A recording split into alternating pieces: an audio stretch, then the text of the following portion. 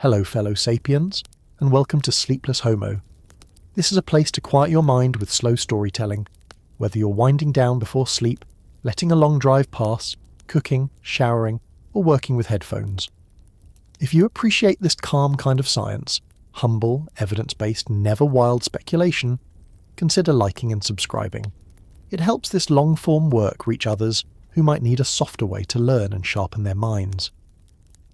I'd also love to know, do you use these stories to fall asleep? Or do you listen while working, travelling, or somewhere else entirely? Share your time and place. It's always fascinating to see how far sapiens carry these stories, and if you drift off along the way, no problem. I've put chapter timestamps in the description so you can pick up where you left off, because the story is worth following from beginning to end. And as always, stay curious, stay calm. Tonight, we step into why humans are not evolved for modern life. Stone Age brains, city world problems. Imagine the world 300,000 years ago. No highways, no skylines, no buzzing of machines. Just open landscapes broken by patches of forest and water, with the occasional sheltering rock face where firelight flickered against stone walls. If you want to understand what kind of creatures we really are, this is the time to visit. The modern world is crowded and frantic, but the human mind was not formed in it. It was built in a place where survival meant belonging to a small group, where knowing every face around you could be the difference between life and death. So the question we begin with is simple. What kind of world were our minds actually shaped for? The answer lies in the lives of those early bands of Homo sapiens and their close cousins, who walked the African savannas and wooded valleys between 300,000 and 100,000 years ago. They lived in groups rarely larger than a few dozen, sometimes stretching to 100 or so at most. Within those bands, most were kin, or at least treated as such. People ate together, foraged together, and slept close to one another in shelters or caves. Each person was embedded in an unbroken web of obligations and trust. The brain that grew inside that social setting learned to track relationships, reputations and alliances, because ignoring such things could mean exclusion from the group, which almost always spelled death. The physical environment of those early humans was far more varied than the clichés of endless savannas might suggest. Fossil pollen, animal remains, and layers of sediment show that the climate of Africa in that era swung back and forth between wetter periods, with forests and rivers and drier stretches where grasslands spread wide. To survive meant flexibility. One season might offer roots and fruits, another might require hunting antelope or scavenging from lion kills. Fire offered warmth and protection, and caves offered stability against storms. But no one lived in one place forever. Camps shifted with the rains, with animal migrations, and with the changing needs of the group. The mind adapted not to permanent houses, but to impermanence itself. When you think of a cave today, it seems like a relic or a curiosity, a place to visit on holiday. But for those humans, the cave was more than stone. It was prime real estate. In regions like southern Africa, rock shelters provided a vantage point over valleys, protection from predators, and a consistent temperature across seasons. Excavations at sites such as Border Cave or Clayce's river mouth show layers upon layers of ash, stone tools, and animal bones. These are not brief stopovers, but repeated returns by groups who found safety in stone. The cave became a kind of anchor in an otherwise shifting world, and around its hearths human conversation, laughter, and planning shaped the rhythms of life. Still, life was never static. Unlike modern people who can thrive in vast anonymous cities, our ancestors' survival relied on intimate cooperation. Hunting large game took coordination and trust. Foraging for tubers required shared knowledge of which plants could kill and which could feed. Children needed years of care before they could contribute, demanding a communal investment far beyond what most mammals show. The human mind became exquisitely tuned to the nuances of cooperation. We watch faces, we listen for tone, we anticipate others' needs, because for hundreds of thousands of years those were not luxuries but necessities. Predators were real and constant. Lions, leopards, hyenas, and crocodiles claimed lives. But equally dangerous were the challenges of injury, infection, or starvation. A twisted ankle could make foraging impossible. A fever might sweep through a camp. Only through the band's willingness to share food, carry the injured, and tend the weak could individuals survive. This constant balance between vulnerability and support carved deep pathways in the human brain. Our sense of fairness, of resentment when others cheat, and of gratitude when others share, may have roots in these small circles of survival. There was also a rhythm to life that is almost unimaginable now.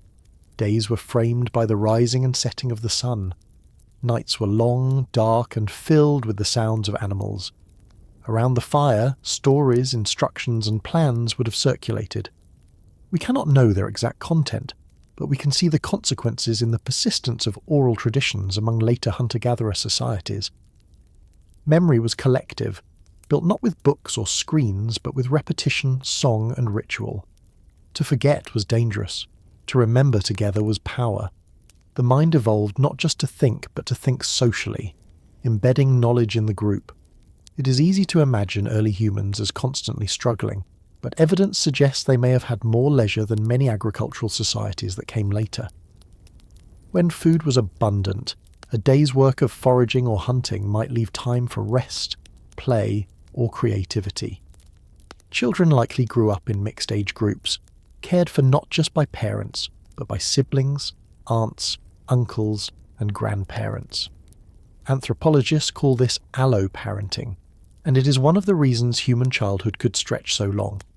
A child did not just belong to two parents, but to a whole camp, and that extended safety net left space for the learning of skills, the testing of imagination, and the forging of bonds. Yet survival was precarious. Infant mortality was high, and lifespans were short compared to today, though not as short as sometimes believed. Many adults lived into their 40s or 50s if they survived childhood and accidents. That means elders were present, sharing experience, guiding younger hunters, remembering when the rains had last failed. The presence of grandparents may even have been one of the unique features of our species, allowing knowledge to compound across generations. When we ask what kind of world shaped our minds, the answer is not just about food and shelter. It is about scale. Humans lived in worlds small enough to be knowable. A person might never meet a stranger who could not be tied through kinship or alliance. The group's movements followed the patterns of the land and decisions were made face to face. There were no faceless institutions, no anonymous crowds. Reputation was everything, and trust was currency. That is the brain we carry today, one calibrated for intimacy and immediacy. What is striking is how resilient this brain has proven to be. It survived climate swings during the Pleistocene, from lush interglacial forests to arid ice age steppes. It survived competition with other human species and with formidable predators. It survived by clinging to cooperation, by remembering danger, by investing in the slow and vulnerable process of raising children. And all of that happened long before farming, before writing, before cities. We are left, then, with a haunting question. If our minds were shaped in those caves and camps, among a few dozen familiar faces, how do they function today in a world of billions? Are the anxieties, the restlessness, and the longings that so many of us feel simply echoes of that original environment?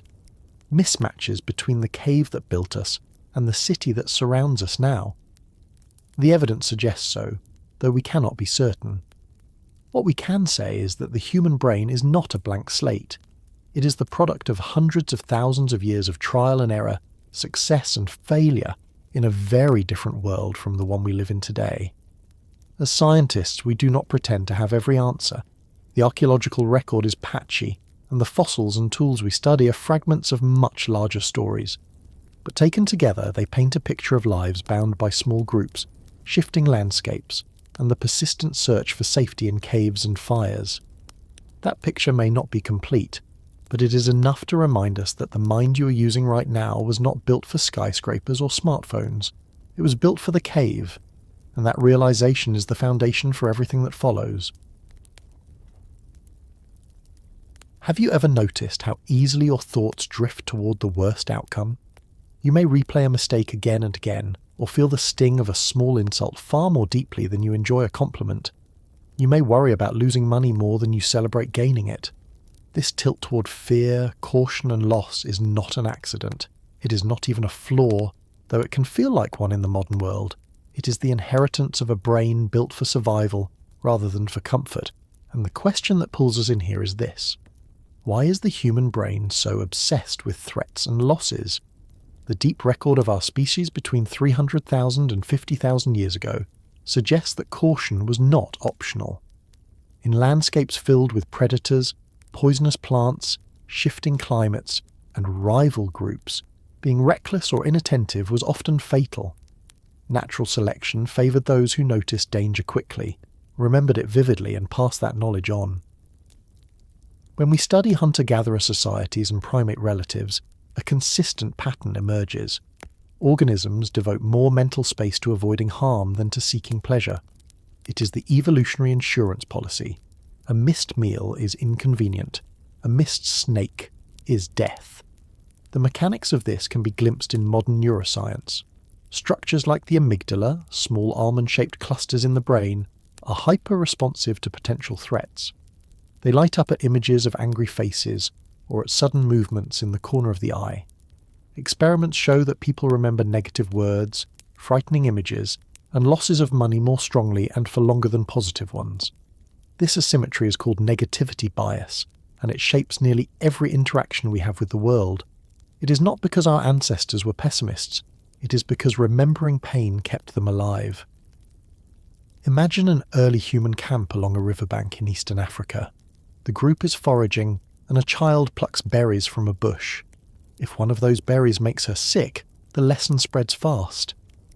The memory of which bush caused illness will last far longer and carry more weight than the memory of which bush gave the sweetest taste. To eat from the wrong bush again could be fatal. In this way, negative experiences gained more staying power in both individual memory and group knowledge. The mind evolved not for balance but for survival, weighting danger with extra importance. This risk aversion also played out in hunting. When groups stalked antelope or larger game, hesitation could mean losing a meal, but rashness could mean a goring from horns or trampling hooves. Evidence from stone tool assemblages suggests that humans developed strategies that balanced caution with opportunity, preferring to strike when conditions reduced danger. Spears and later projectile weapons extended the distance between hunter and prey, lowering the risk of injury.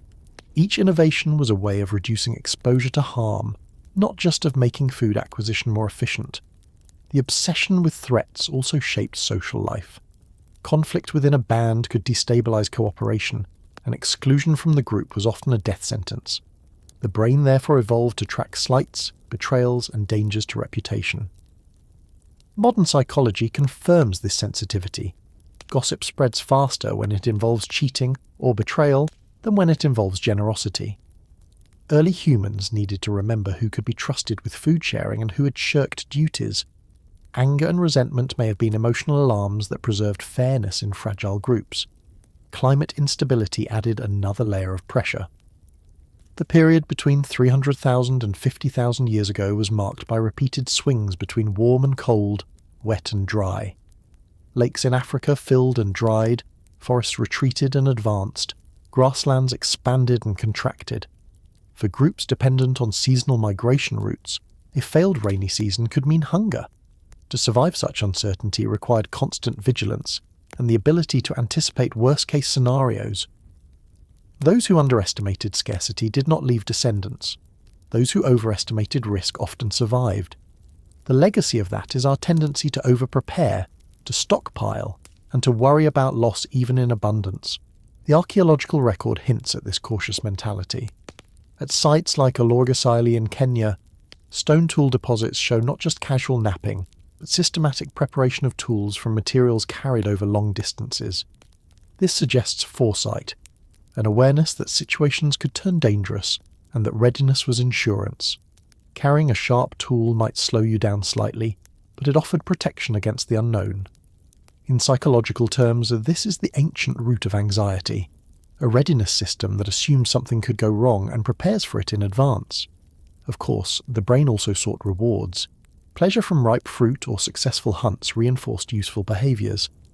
But pleasure alone was unreliable, it faded quickly, danger imprinted more deeply, because forgetting danger was more costly than forgetting delight.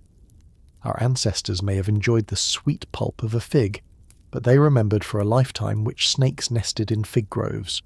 That imbalance is why modern humans can list their failures more easily than their triumphs, and why a single harsh comment outweighs many words of praise. Even sleep was shaped by threat.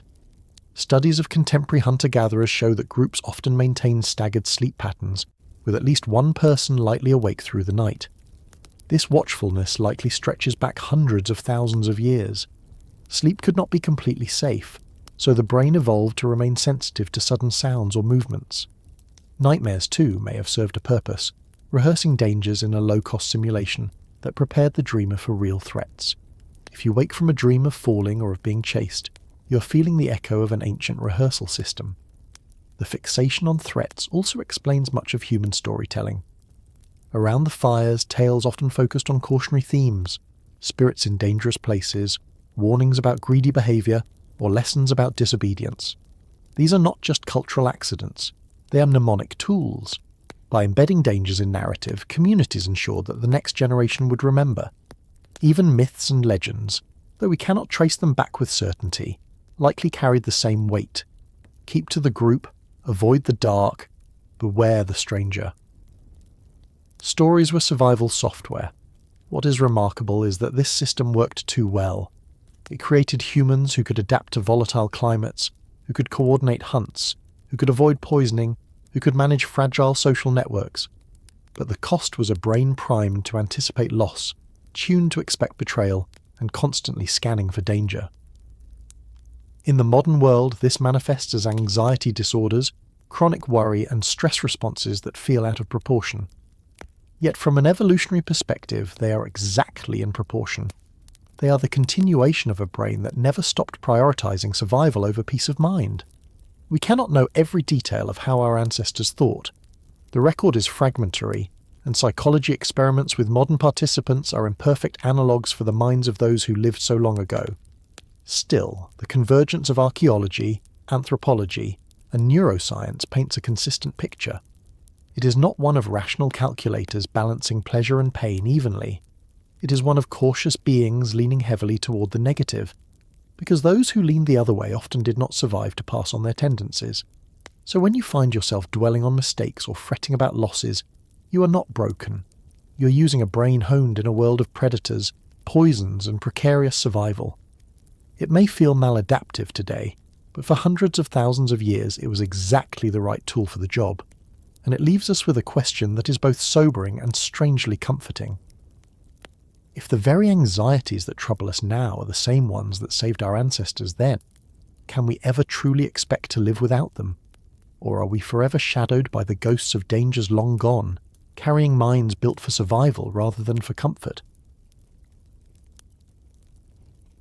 Imagine the full sweep of 300,000 years, from the first known populations of Homo sapiens in Africa to the dawn of farming only 10,000 years ago.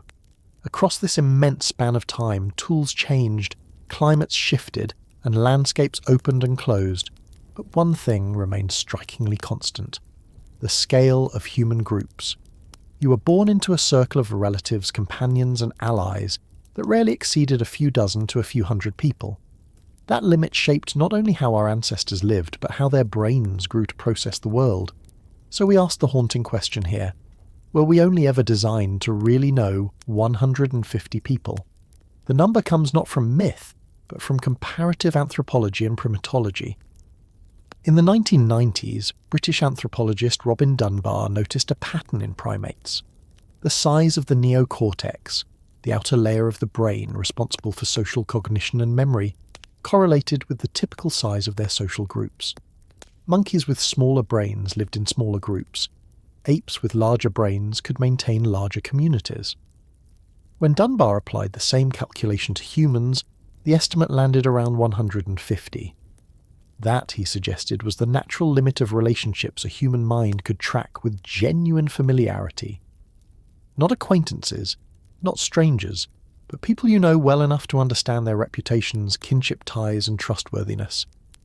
Archaeology and ethnography both suggest that this is roughly accurate for our distant past. Hunter-gatherer groups were often composed of smaller bands of 20 to 40, who came together into larger gatherings of perhaps 100 or more for rituals, exchanges, or cooperative hunts. At these scales, gossip was sufficient to maintain order.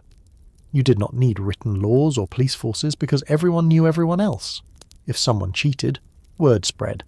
If someone excelled, the reputation endured. The entire group functioned on personal accountability, with memory and conversation as the glue. Sites such as Dolní Věstonice in the Czech Republic, dating to around 30,000 years ago, reveal evidence of large gatherings. Hearths, ornaments, and hunting debris point to communal living that temporarily swelled beyond the size of daily bands. But even then the numbers fall within Dunbar's range. We do not see evidence of sustained populations in the thousands until agriculture made food surpluses possible. For the vast majority of human evolution, your social world was limited enough that you could recognize every voice in the dark. This limitation was not simply a matter of convenience, it was wired into cognition. Remembering who owed you meat, who shared firewood, who quarrelled with whom, demanded neural resources. The human brain seems to have evolved to juggle just enough of these ties to make cooperation scalable without collapsing into chaos. Grooming, so important among primates, was replaced or supplemented by language. Talking about others, what we call gossip, emerged as an efficient way to maintain bonds. Through gossip, information about behaviour spread faster than direct observation alone. Someone might say, he shared his antelope, or she hoarded the nuts. These stories reinforced reputations and allowed the group to cooperate without everyone needing first-hand experience. The cost of maintaining such a network is visible even today. Friendships fade when neglected, because the brain cannot endlessly track dormant ties. In ancestral groups, attention would have been focused tightly on those whose actions affected daily survival. Outsiders could be noticed, even welcomed, but they were not woven into the same dense fabric of obligations. The fact that our brains favour intimacy over anonymity explains why trust still comes more easily face-to-face than across larger impersonal systems. The scale of 150 also helps explain ritual and symbolism in the archaeological record. From ochre markings in Blombos Cave to beads strung into ornaments, these objects may have served as identity markers in gatherings larger than everyday life. When multiple bands converged, visual signals helped track who belonged to which kin group. Language amplified the effect, but objects gave tangible cues. This was an early extension of memory, a way of stretching the brain's capacity without overloading it. There is also the question of conflict. Anthropological studies of hunter-gatherers suggest that disputes often arose within groups and could threaten cohesion. But because the numbers were limited, resolution was possible through discussion, ostracism, or in extreme cases, splitting the group. You could not simply vanish into an anonymous crowd. Everyone knew the story.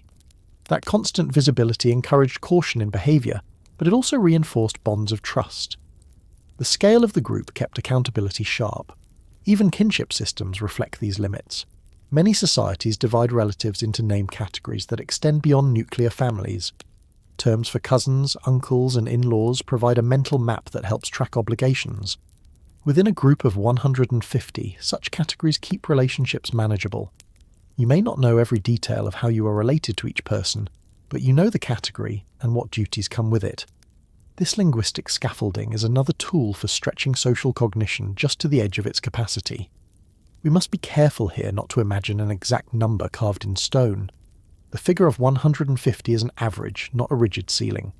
Some groups may have managed slightly larger circles, others slightly smaller. Personality, ecology, and technology all shape the possibilities. Still, the broad pattern holds.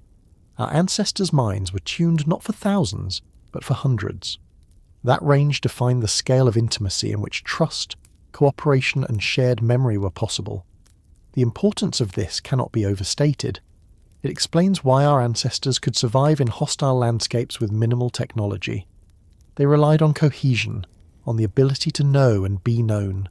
Every member of the group carried knowledge, and that knowledge was distributed through conversation and story. When someone died, their expertise in plants or hunting might be lost, but within a small community others often carried overlapping skills. The web of memory was resilient because it was interwoven. This also highlights why betrayal was so devastating. In a group of 100, one act of deception could echo for years. A thief or a liar was not forgotten, because memory lasted across lifetimes. The sting of betrayal we still feel today may echo those ancient consequences. To be cheated in such a group was not merely a loss of resources, but a breach in the very fabric of survival. When archaeologists look at the spread of early Homo sapiens across Africa, they see evidence of small, scattered populations connected by occasional exchanges of tools, pigments, and ornaments. This web of small groups maintained genetic diversity and cultural innovation without requiring massive cities. The tribe of 150 was both self-sufficient and connected to a larger tapestry of humanity. It was the scale at which intimacy met innovation. So what does this tell us about ourselves? It tells us that the brain you're using to listen to these words was sculpted in a world where everyone you knew could fit into a single clearing, a single gathering by a riverbank, a single network of shared meals. It tells us that our comfort with gossip, our need for belonging, and our sensitivity to reputation are not quirks but adaptations. They are echoes of a scale of life that endured for hundreds of millennia. And it leaves us with a lingering question. If we were shaped to know only 150, what happens when we live among millions? How does a mind built for face-to-face gossip navigate a world of strangers, institutions, and vast societies? The answer to that lies ahead. But for now we must remember, the tribe of 150 is not just a number. It is the imprint of deep time, a reminder that the scale of our minds does not always match the scale of our world.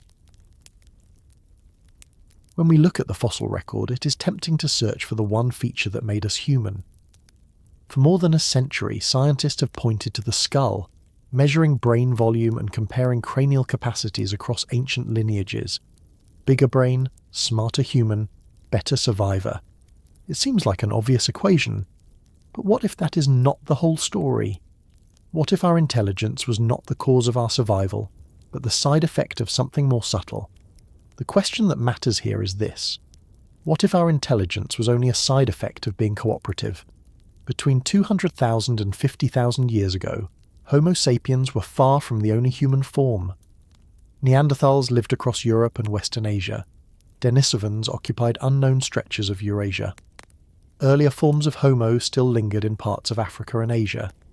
Many of these groups had brain sizes comparable to ours, some even larger on average. If survival was only a contest of brain volume, the outcome should not have been so one-sided. Yet, over time, we are the only ones left. That forces us to ask whether something else was at play.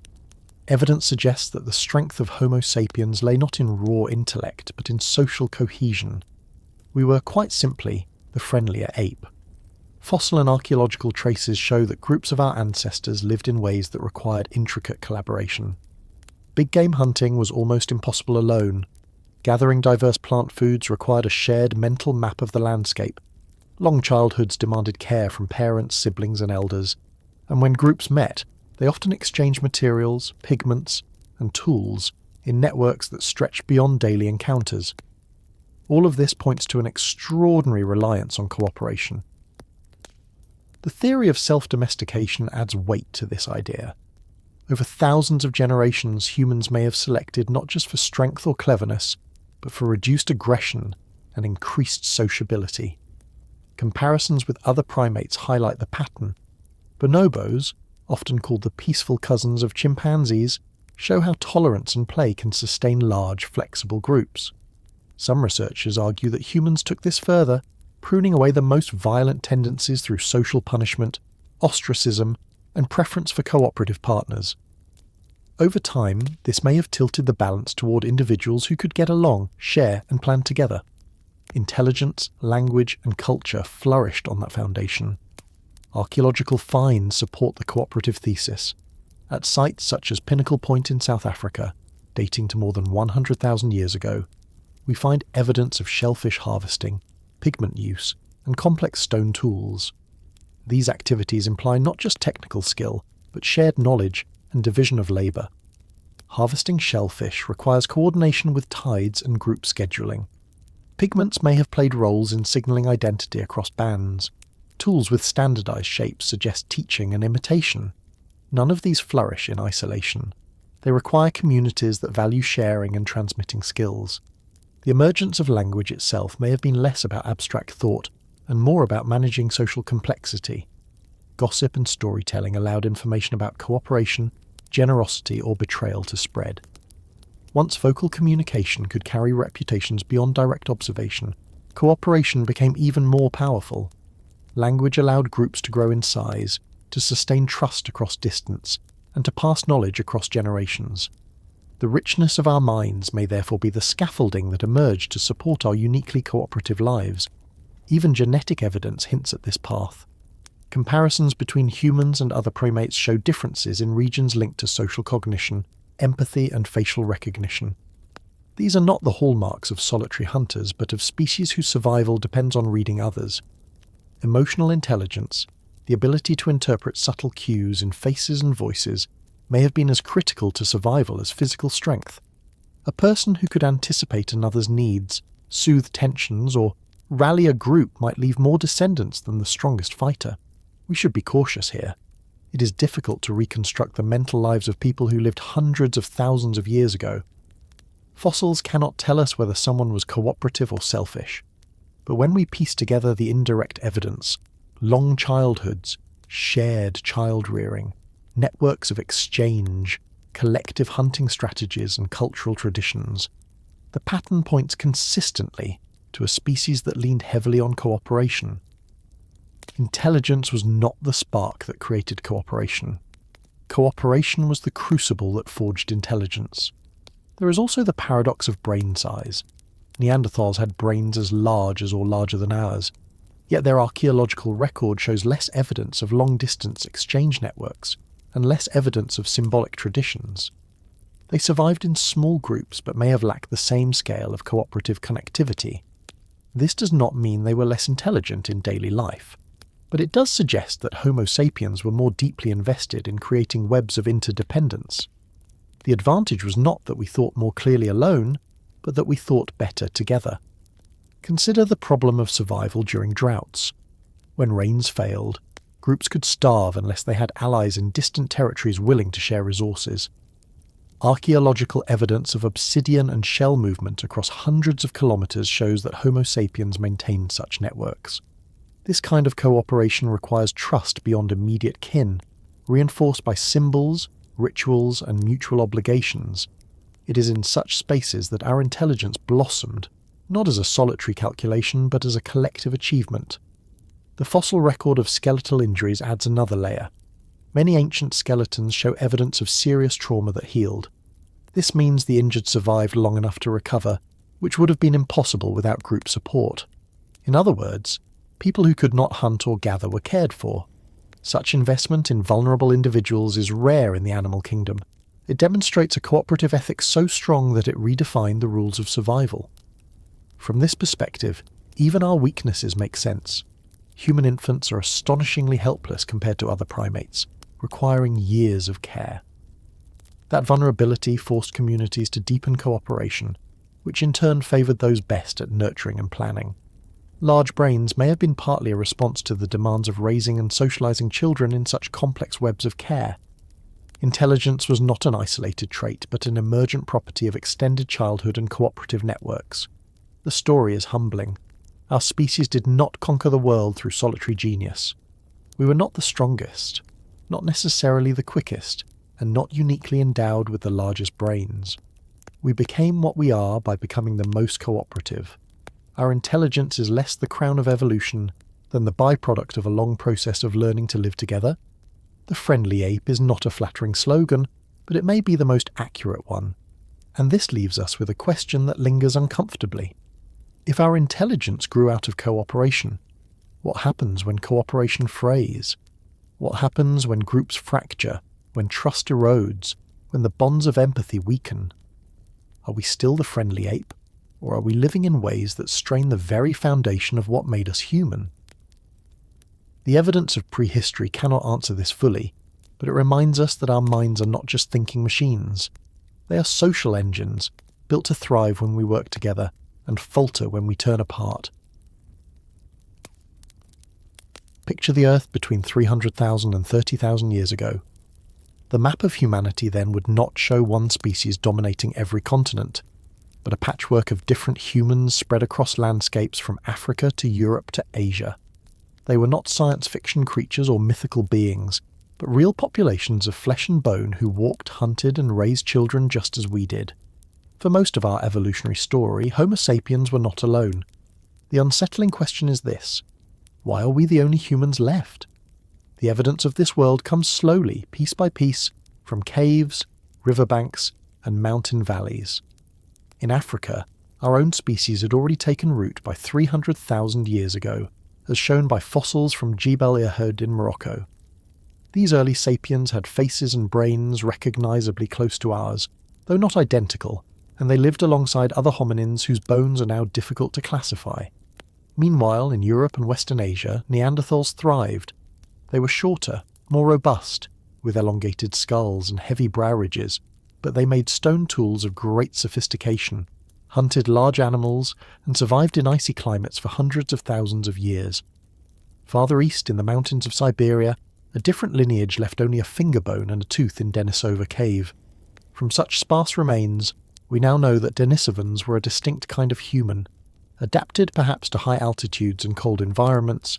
They are ghostly in the record, yet their existence tells us the human story was even more crowded than we once believed.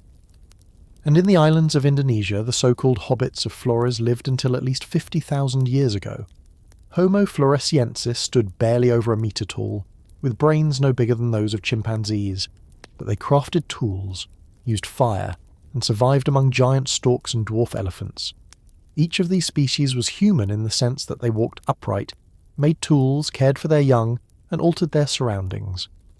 But each was different enough to be recognised as distinct, with its own evolutionary history.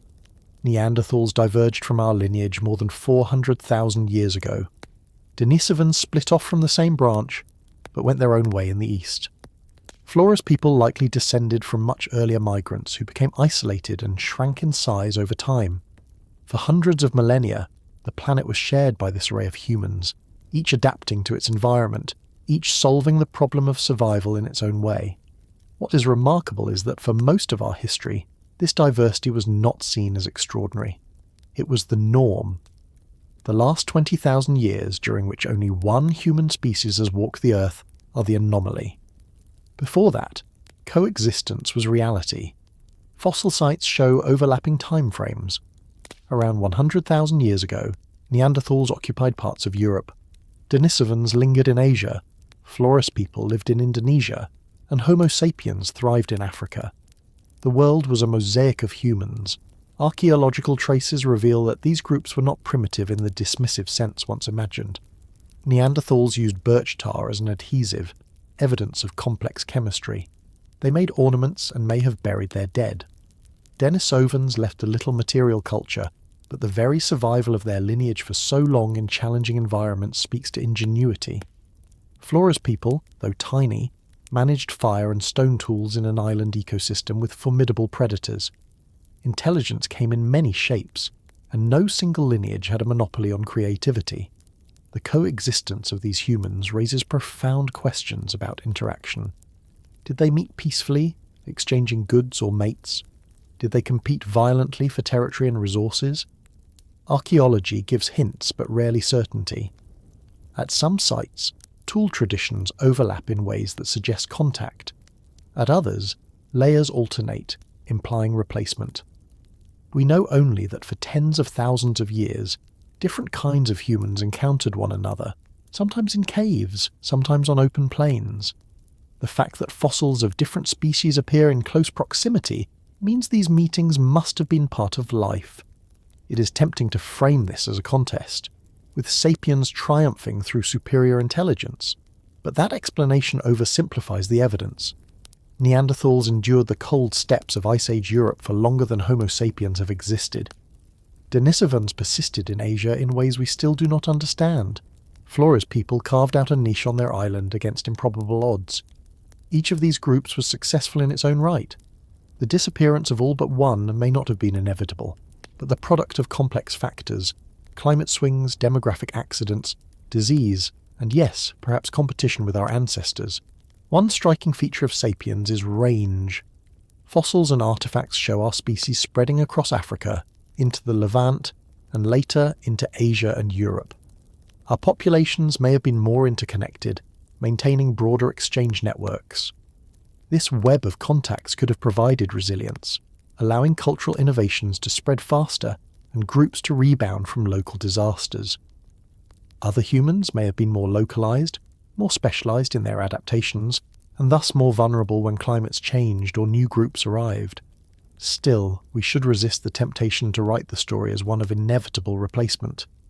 The truth is that we do not fully know why these other humans vanished. Climate shifts around 40,000 years ago were severe, altering habitats across continents. The arrival of sapiens into Europe coincides with the disappearance of Neanderthals, but whether through direct conflict, gradual absorption, or ecological pressure, the details remain uncertain. Denisovans vanish from the record with even less clarity. Flores people disappear around the same time, perhaps overwhelmed by volcanic activity or by incoming sapiens. Each extinction is a puzzle with missing pieces. What we can say with confidence is that the world of many humans was real. For hundreds of thousands of years, our ancestors were not unique in their humanity. They lived alongside cousins who walked differently, looked differently, and yet lived fully human lives. To stand in a valley then might have meant meeting a group whose language was incomprehensible, whose faces were unfamiliar, but whose eyes looked back with the same awareness. Reflecting on this diversity reshapes how we think of ourselves. We are not the pinnacle of a steady climb, but the last survivors of a tangled bush of lineages. The disappearance of the others leaves us with a strange inheritance, a world where being human feels singular, though it was once plural. This singularity is fragile. Had history broken differently, we might today share the planet with other kinds of humans, each with its own culture and perspective. The haunting question remains, why us? Why only us? The evidence so far cannot give a single, final answer. Perhaps cooperation gave sapiens resilience. Perhaps sheer numbers tipped the scales. Perhaps chance disasters cut down populations already stretched thin. What we do know is that by 30,000 years ago, the world that had once been full of humans was left with only one. The memory of the others lingers in bones and tools, in caves and islands, silent reminders that our species is not inevitable but contingent.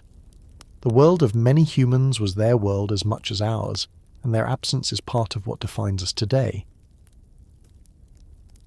When we compare ourselves to the other humans who once shared the planet, we do not look like the obvious winners. Neanderthals had sturdy frames and powerful bodies built for survival in cold climates. Denisovans, though little is known, appear to have thrived in challenging high-altitude environments. Homo floresiensis carved out niche on a remote island with extraordinary ingenuity despite their tiny size. By contrast, early Homo sapiens were lean, less robust, and seemingly less specialized. So how did the least likely human survive? Between 200,000 and 20,000 years ago, our species faced repeated trials. Fossil evidence shows that early sapiens populations were small and often confined to specific refuges within Africa. Climatic swings threatened to fragment habitats, with deserts expanding during dry periods and forests retracting. Archaeological layers suggest population bottlenecks, times when our numbers may have dwindled dangerously. To an outside observer, then, it might have looked as if we were the underdogs, clinging to survival while stronger or better adapted humans held their ground elsewhere. What set sapiens apart was not physical dominance but flexibility. Our skeletons show that we were built for endurance rather than brute strength. Long legs and narrow hips favoured persistence hunting, chasing prey over long distances until exhaustion brought it down. This was not the strategy of a heavyweight fighter, but of a patient opportunist. Our bodies also tolerated a wide range of diets, from gathered plants to scavenged meat to coastal shellfish. Sites like Pinnacle Point in South Africa reveal that by 160,000 years ago, sapiens were exploiting marine resources, an unusual adaptation among humans of the time. That kind of dietary breadth gave us options when environments changed. Flexibility extended beyond food. Tool traditions in Africa show remarkable variety and innovation. Stone blades, microliths, and projectile points appear in different regions, suggesting experimentation and adaptation to local conditions. Unlike the more uniform tools associated with some other human species, sapiens seem to have embraced diversity. This constant tinkering may have been a survival strategy, allowing small groups to adjust to shifting climates and resources rather than relying on a single mode of life. Social networks further reinforced resilience. Evidence of long-distance movement of materials, such as obsidian or shells, points to connections beyond immediate groups. These networks could have served as lifelines during hard times, enabling the exchange of food, mates, and ideas. Small populations could easily vanish in isolation, but networks provided buffers. If one region suffered drought, alliances in another might offer refuge. This web of relationships, fragile but real, helped sustain sapiens through periods when extinction seemed a genuine risk. Even the apparent weaknesses of our species may have become strengths. Our infants were exceptionally helpless compared to other primates, demanding years of care. This vulnerability forced deeper cooperation within groups, reinforcing bonds of trust and shared responsibility. Grandparents, siblings, and extended kin all played roles in raising children. This broadened circle of caregiving may have strengthened social cohesion, ensuring that knowledge and skills were distributed widely rather than concentrated in a few individuals. In such systems, the loss of one person did not erase entire bodies of knowledge. Adaptability also applied to habitats. Fossil and artifact sites show sapiens inhabiting grasslands, forests, coasts, and eventually even deserts and highlands. By 80,000 years ago, groups were already exploring routes out of Africa into the Levant. Though many of these early migrations failed or retracted, they show a willingness to move and test new environments. Over time, this exploratory impulse gave us an advantage, allowing expansion into diverse niches that other humans may not have attempted or sustained. It is important to acknowledge how precarious this journey was.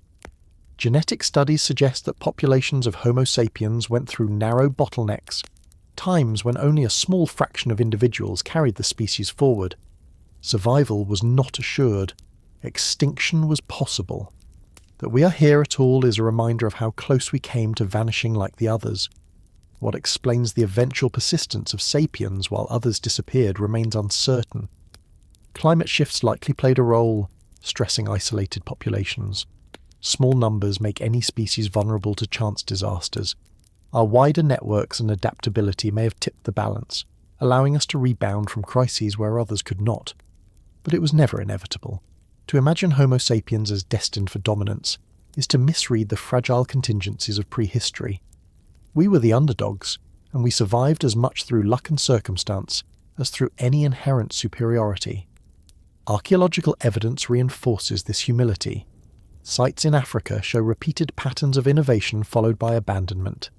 Technologies appear, flourish briefly, and then disappear, suggesting that groups often struggle to maintain continuity. This stop-start pattern is not the story of a triumphant march toward progress, but of small, vulnerable bands experimenting in fits and starts. Survival depended on persistence, not perfection. We must also consider the role of cooperation beyond kin. While Neanderthals and other humans surely cooperated, the archaeological hints of long-distance exchange among sapiens suggest a distinctive emphasis on building ties with strangers. This willingness to extend trust beyond immediate family may have been risky, but it broadened the safety net. It also laid the groundwork for cultural complexity, allowing ideas to spread and recombine across regions. So how did the least likely humans survive? By being flexible where others specialized, by building networks where others remained local, by enduring scarcity with patience rather than brute force, by investing in vulnerable children and elders rather than abandoning them. None of these traits alone guaranteed survival, but together they formed a pattern of resilience, and this leaves us with a haunting reflection. If we survived not because we were the strongest or the smartest, but because we were the most adaptable and cooperative, what does that say about our future? Are we still that underdog species finding resilience in diversity and connection? Or have we forgotten the very traits that once carried us through the razor's edge of extinction? The record of prehistory cannot answer for us, but it whispers a reminder: survival is not destiny. It is earned, fragile, and never guaranteed. Somewhere around 12,000 years ago, small groups of hunter-gatherers made a choice, or perhaps stumbled into one, that would reshape the fate of our species. They began to sow seeds and tether animals. For the first time, people tried to make food grow where they wanted it, rather than chase it where it wandered. It feels like the obvious beginning of civilization, the moment of invention that led to cities, writing, states, and everything we recognize as history. But the question we cannot avoid is this: was farming our greatest invention, or was it our greatest trap? The backdrop to this leap was the end of the last ice age. As glaciers retreated and climates warmed between 12,000 and 8,000 BCE, new landscapes opened across the Near East, East Asia, Mesoamerica, and beyond. Wild cereals such as wheat and barley grew in abundance in the Fertile Crescent. Herds of gazelle, sheep, and goats roamed valleys and hillsides. People who had long lived by foraging began to experiment with tending these resources more deliberately. Archaeological sites like Jericho in the Levant and 𝐓𝐈𝐌𝐿𝐄𝐒𝐒 in Anatolia preserved traces of those first settled communities, their floors packed with grain husks and their walls adorned with images of animals. At first, farming may not have looked revolutionary. It was a supplement, not a replacement. Groups still foraged, but they also planted seeds near camps and encouraged wild herds to linger. Over generations, these experiments became commitments. Wild plants were reshaped into domestic crops. Goats and sheep were penned and selectively bred. The shift was gradual, stretching across centuries, but by 8000 BCE, entire communities relied primarily on cultivated fields and herded animals. The apparent benefits were clear. Farming could feed more people on the same land. Surpluses could be stored for lean seasons. Populations grew and permanent villages emerged. Yet beneath this surface of progress lay costs that would echo through millennia. Skeletons from early farming communities reveal a paradox. Instead of robust health, many show signs of malnutrition, stunted growth, and disease. Diets narrowed to cereals and domesticated meat, lacking the variety of wild foods. Grinding grain wore down teeth. Crowded settlements exposed people to waste, parasites, and epidemics. Where hunter-gatherers often enjoyed a broad diet and mobility, farmers endured monotonous food and the risks of staying put. Inequality also took root. Stored surpluses allowed some to accumulate wealth and power. Houses in 𝐓𝐈𝐌𝐿𝐄𝐒𝐒 vary in size, suggesting differences in status. Burials with ornaments and goods point to emerging hierarchies. Farming created the possibility of plenty, but it also created the possibility of hoarding. For the first time, humans could be rich or poor not just in skill or reputation, but in material possessions. Hierarchies hardened into structures that would later become states and empires. Violence changed in scale as well. Hunter-gatherer conflicts could be deadly, but they were limited by small group sizes. Farming villages with stored grain and crowded populations presented tempting targets. Fortifications appear in the archaeological record. Skeletal remains show injuries consistent with raids and battles. Farming did not necessarily invent violence, but it amplified its scale and stakes. To defend crops and territory became a new constant of human life. Disease is another part of the story.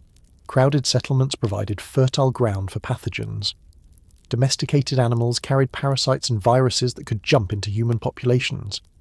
Archaeologists and geneticists now trace the origins of many diseases, tuberculosis, measles, influenza, to these early interactions between humans and animals. The intimacy of village life, with livestock in courtyards and grain stored in granaries, brought new risks that no hunter-gatherer had faced. Still, the farming revolution spread. From the Fertile Crescent, it radiated eastward into South Asia, westward into Europe, and eventually across the globe. Independent centres of domestication also emerged. Rice in China, maize in the Americas, yams in West Africa. Everywhere the pattern was similar. Foragers experimented, domesticated, settled, and grew. Everywhere health and equality often declined even as populations rose. Farming allowed more mouths to be fed, but not always well. The trap of farming was subtle. Once a community committed to crops, retreat was difficult. Populations grew beyond what foraging alone could support. Abandoning fields would mean starvation. Communities locked themselves into cycles of planting, harvesting, and defending stores. The flexibility that had once been sapiens' greatest strength narrowed into seasonal routines. Success bred dependency, and yet, from this dependency sprang much of what we associate with civilization. Surpluses supported specialists who could build monuments, craft art, and develop technologies. Villages expanded into towns, towns into cities. Written records first appear to track grain rations and taxes. The very foundations of history, archives, laws, and states, rest on agriculture. The trap carried its own rewards, dazzling enough to obscure the costs. The bones of early farmers still whisper the truth. Compared to their foraging ancestors, they were often shorter, less robust, and plagued by ailments. Their lives may have been harder in many respects, but they were more numerous. Evolutionarily, numbers matter. Farming succeeded not because it made life easier, but because it made life reproducible at larger scales. Populations could expand, and with expansion came permanence. As we look back, we must resist the temptation to declare farming either triumph or disaster. It was both. It gave rise to art, cities, and states, but it also introduced inequality, disease, and new forms of violence. It turned humans from wanderers into settlers, from opportunists into labourers. It was a leap too big to reverse. Once made, it defined the trajectory of our species. And so we are left with the haunting question: did we choose farming, or did farming choose us? Was it invention or entrapment? The evidence does not give us certainty. What we can say is that the leap between 12,000 and 8,000 years ago was the most consequential turn in human history. It set us on the path to the crowded, complex, conflicted world we inhabit today. And it began, simply enough, with seeds scattered into soil and animals tethered by rope. Imagine walking into a settlement of mud brick houses 8,000 years ago. Walls pressed tight against one another, roofs serving as streets, smoke rising from hearths that burned day and night. Imagine the smell of grain stores, animals penned within enclosures, and neighbours whose names you might not know even though their homes touch your own. For a mind that had spent hundreds of thousands of years in small, intimate groups, this new way of living must have been overwhelming. The question presses in: what happens when cave people brains move into cities? The roots of this transformation can be traced to the Neolithic, after the spread of farming had reshaped landscapes. Villages like Jericho in the Jordan Valley grew from clusters of houses into fortified settlements by around 8000 BCE. Archaeologists have uncovered massive stone towers and walls there, evidence that people were already defending stores of grain and perhaps themselves against raids. Çatalhöyük in Anatolia, occupied from about 7000 BCE, presents another vision: dense housing blocks without streets, with people entering homes through rooftop ladders. These were not sprawling metropolises by modern standards, but they were orders of magnitude larger than the foraging camps of our ancestors. For the first time, thousands of individuals could be found living together in one place. What did this mean for the human mind? In small bands, trust and reputation were maintained by direct knowledge. In these early cities, anonymity began to creep in. Not every face could be familiar. Not every interaction could be tracked through gossip alone.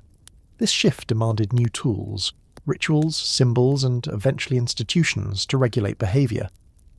Temples rose in settlements like Eridu and Uruk, not just as religious centres, but as places of storage, redistribution, and authority. The gods may have provided the story, but the real function was social glue. Archaeological remains tell a story of stress as well as innovation. Skeletons from early urban centres often show higher rates of disease, injury and malnutrition compared to rural populations. Crowding increased exposure to pathogens, and diets dependent on cereals remained limited.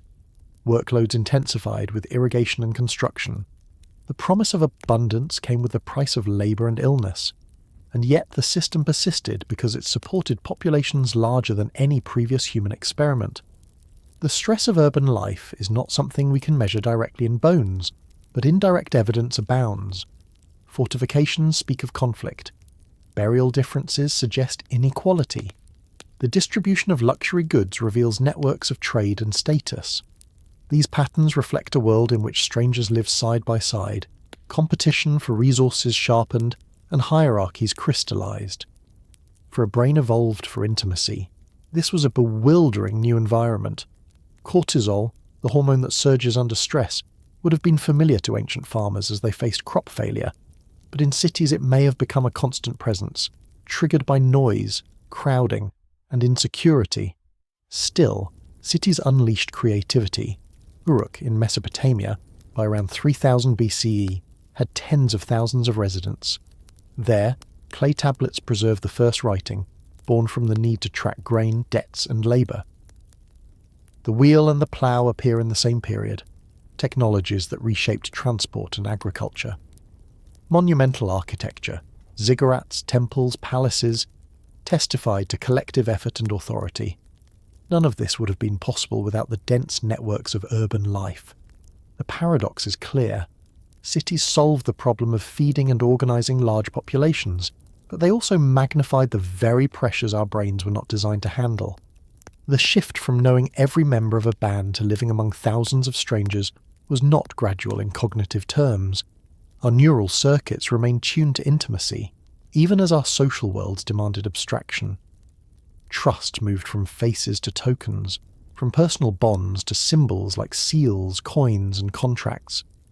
Law codes emerged to substitute for the judgment of elders. Even art reflects this tension.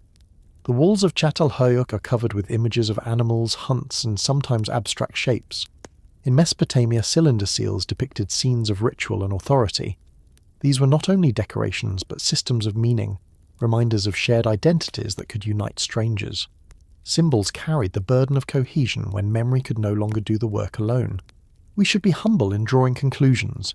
The archaeological record gives us fragments, bones, walls, shards of pottery, and we interpret them through the lens of modern science. But the broad outline is clear. The city experiment transformed human life. It brought scale and innovation, but also stress and inequality. The very success of cities in sustaining large populations ensured their survival, even as individuals paid the cost in health and stability. So what happens when cave people brains move into cities? They adapt imperfectly. They invent gods, laws, and markets to manage strangers. They endure new diseases and hierarchies. They find ways to live with noise and crowding, even as stress shadows them. And yet, they also create art, writing, and monumental architecture. The experiment was not comfortable, but it was enduring. By 2000 BCE, urban centres dotted Mesopotamia, the Indus Valley, Egypt, and China. The age of the village was giving way to the age of the city. The haunting question remains: did cities free us or trap us? Were they the ultimate achievement of human ingenuity, or the environment most alien to the minds that built them? The evidence suggests both. Our brains did not evolve for cities, but cities became the crucibles of our history. We are still living with the consequences of that leap, still asking whether we are better for it or merely more numerous. What makes the first cities so compelling is not only their scale, but their fragility. Archaeologists studying the earliest urban layers in places like Uruk and Mohenjo-Daro find abrupt abandonments, signs of flooding, fires, or social collapse. These settlements were experiments, and like all experiments, many failed. Populations rose quickly when harvests were good and trade was strong, but when rivers shifted course or drought struck, cities emptied. The experiment of urban life was never guaranteed. What endured was not a single city but the model itself, the idea that thousands could be gathered, organised and sustained in one place, however precariously. Living in these early cities meant entering a world where one's sense of belonging shifted. A forager's identity had been rooted in kin and camp. An urban dweller's identity was tied to neighbourhoods, temples, and eventually states. New hierarchies arose, with elites who claimed authority through divine sanction or control of surplus. Common labourers built walls and monuments they did not own. The shift from equality to stratification left its marks in graves, where some were buried with rich goods and others with nothing. The city, for all its wonders, hardened lines between people. And yet, for all their faults, cities created something profoundly new: continuity. Knowledge recorded on clay tablets could outlast memory. Ritual calendars synchronized thousands of people across seasons. Streets, walls, and monuments gave a sense of permanence that no forager's camp could provide, the city became not just a place to live, but a vessel to carry culture forward. That durability, even when individual cities fell, ensured that urban life as a concept survived. When we look back at those mud brick walls and crowded courtyards, we see both the promise and the strain of the city experiment.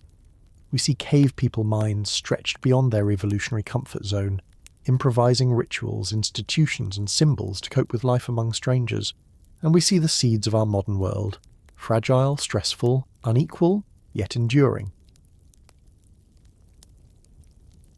Walk through the ruins of Babylon, the streets of Rome, or the crowded alleys of medieval London, and you see the ambition of our species to build higher, denser and more permanent than ever before.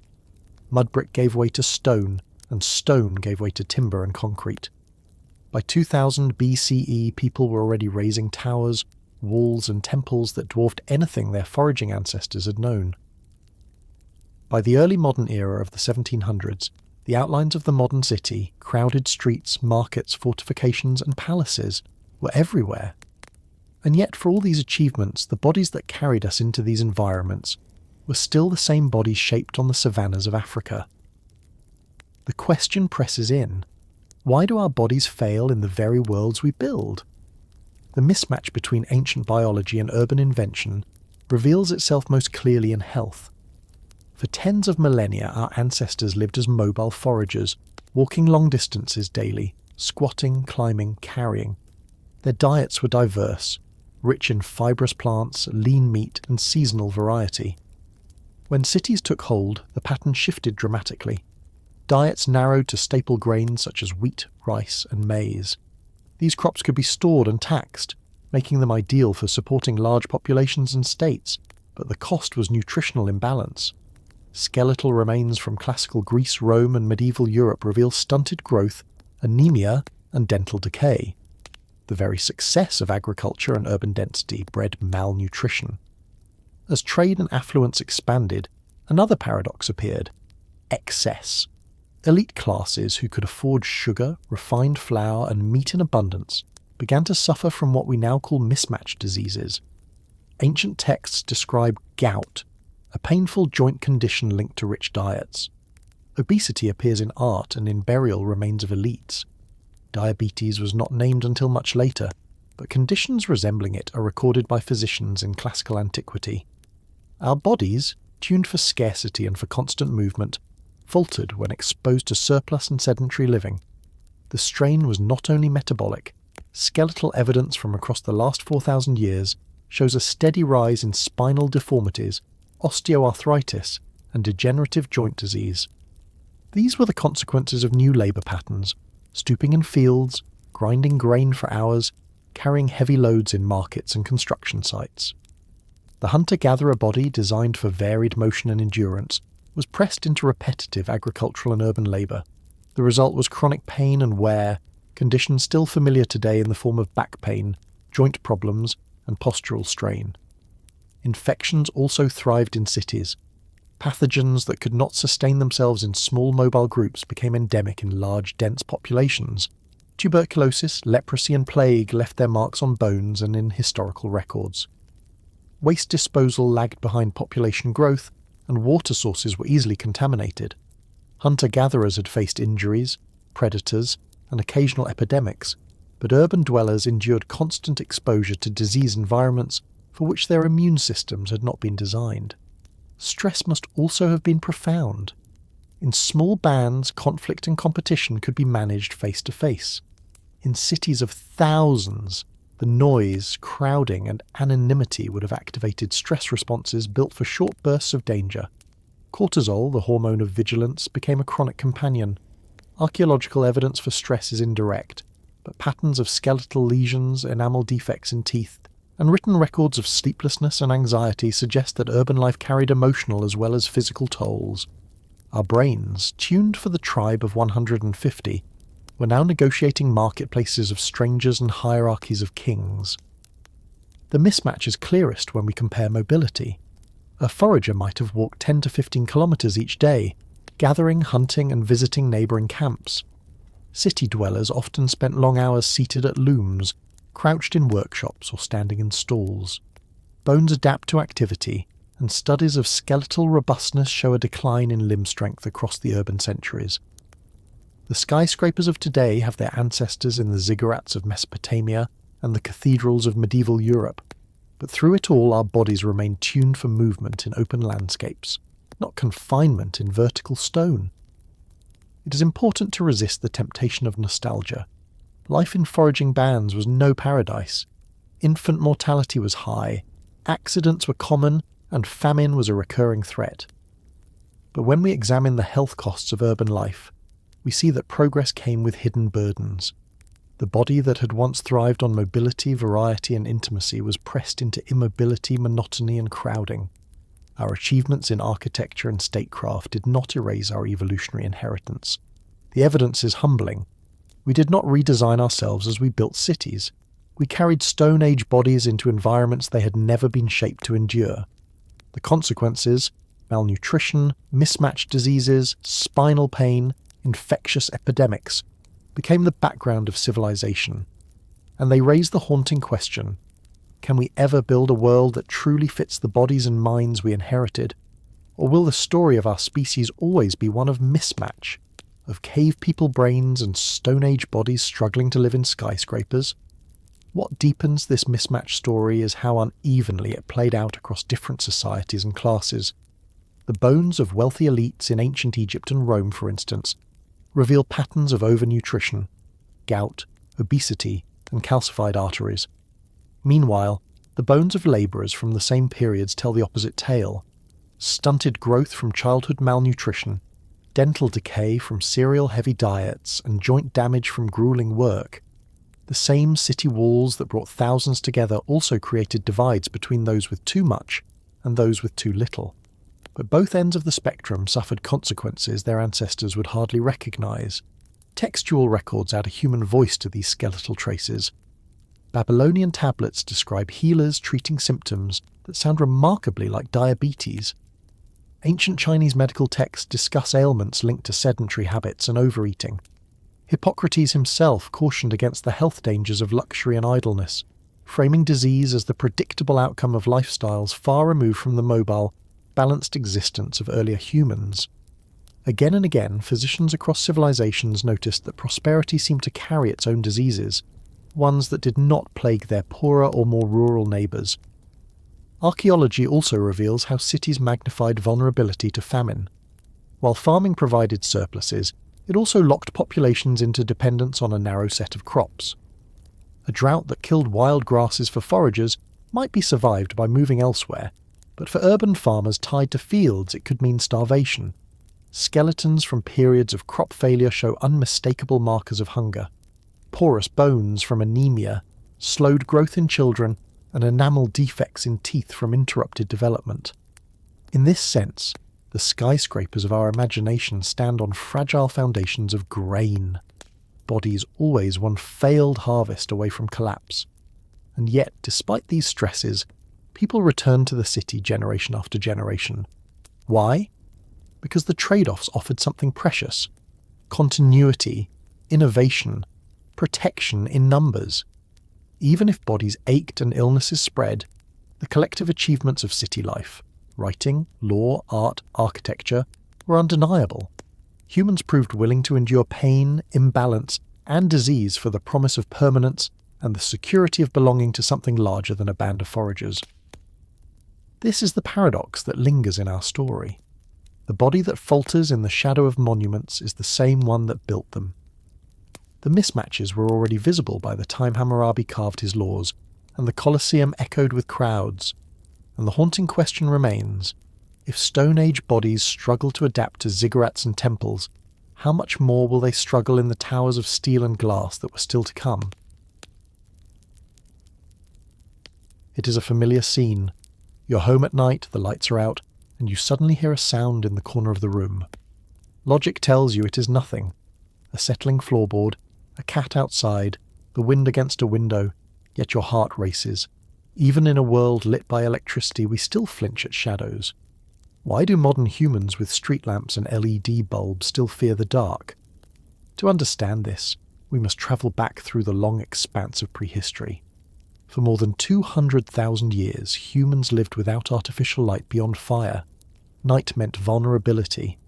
Our eyes are poorly adapted for low light, and without vision we lose our primary sense of control. Predators, from lions to leopards to hyenas, often hunted under the cover of darkness. Archaeological evidence of cut-marked bones from sites across Africa shows that early humans were both hunters and prey. Fire provided some protection, but it was never absolute.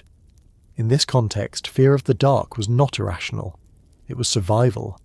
Our ancestors' nights were filled with risks beyond predators. Snakes, scorpions, and insects were more easily encountered in dim conditions. Venomous bites could kill or maim, and night blindness made avoiding them difficult. Even the terrain itself was dangerous. A misstep in the dark could mean a fall into a ravine or a twisted ankle that spelled disaster for a forager. For hundreds of millennia, darkness was associated with heightened vulnerability. Those who felt unease at night, who erred on the side of caution, survived. Those who ignored the shadows often did not.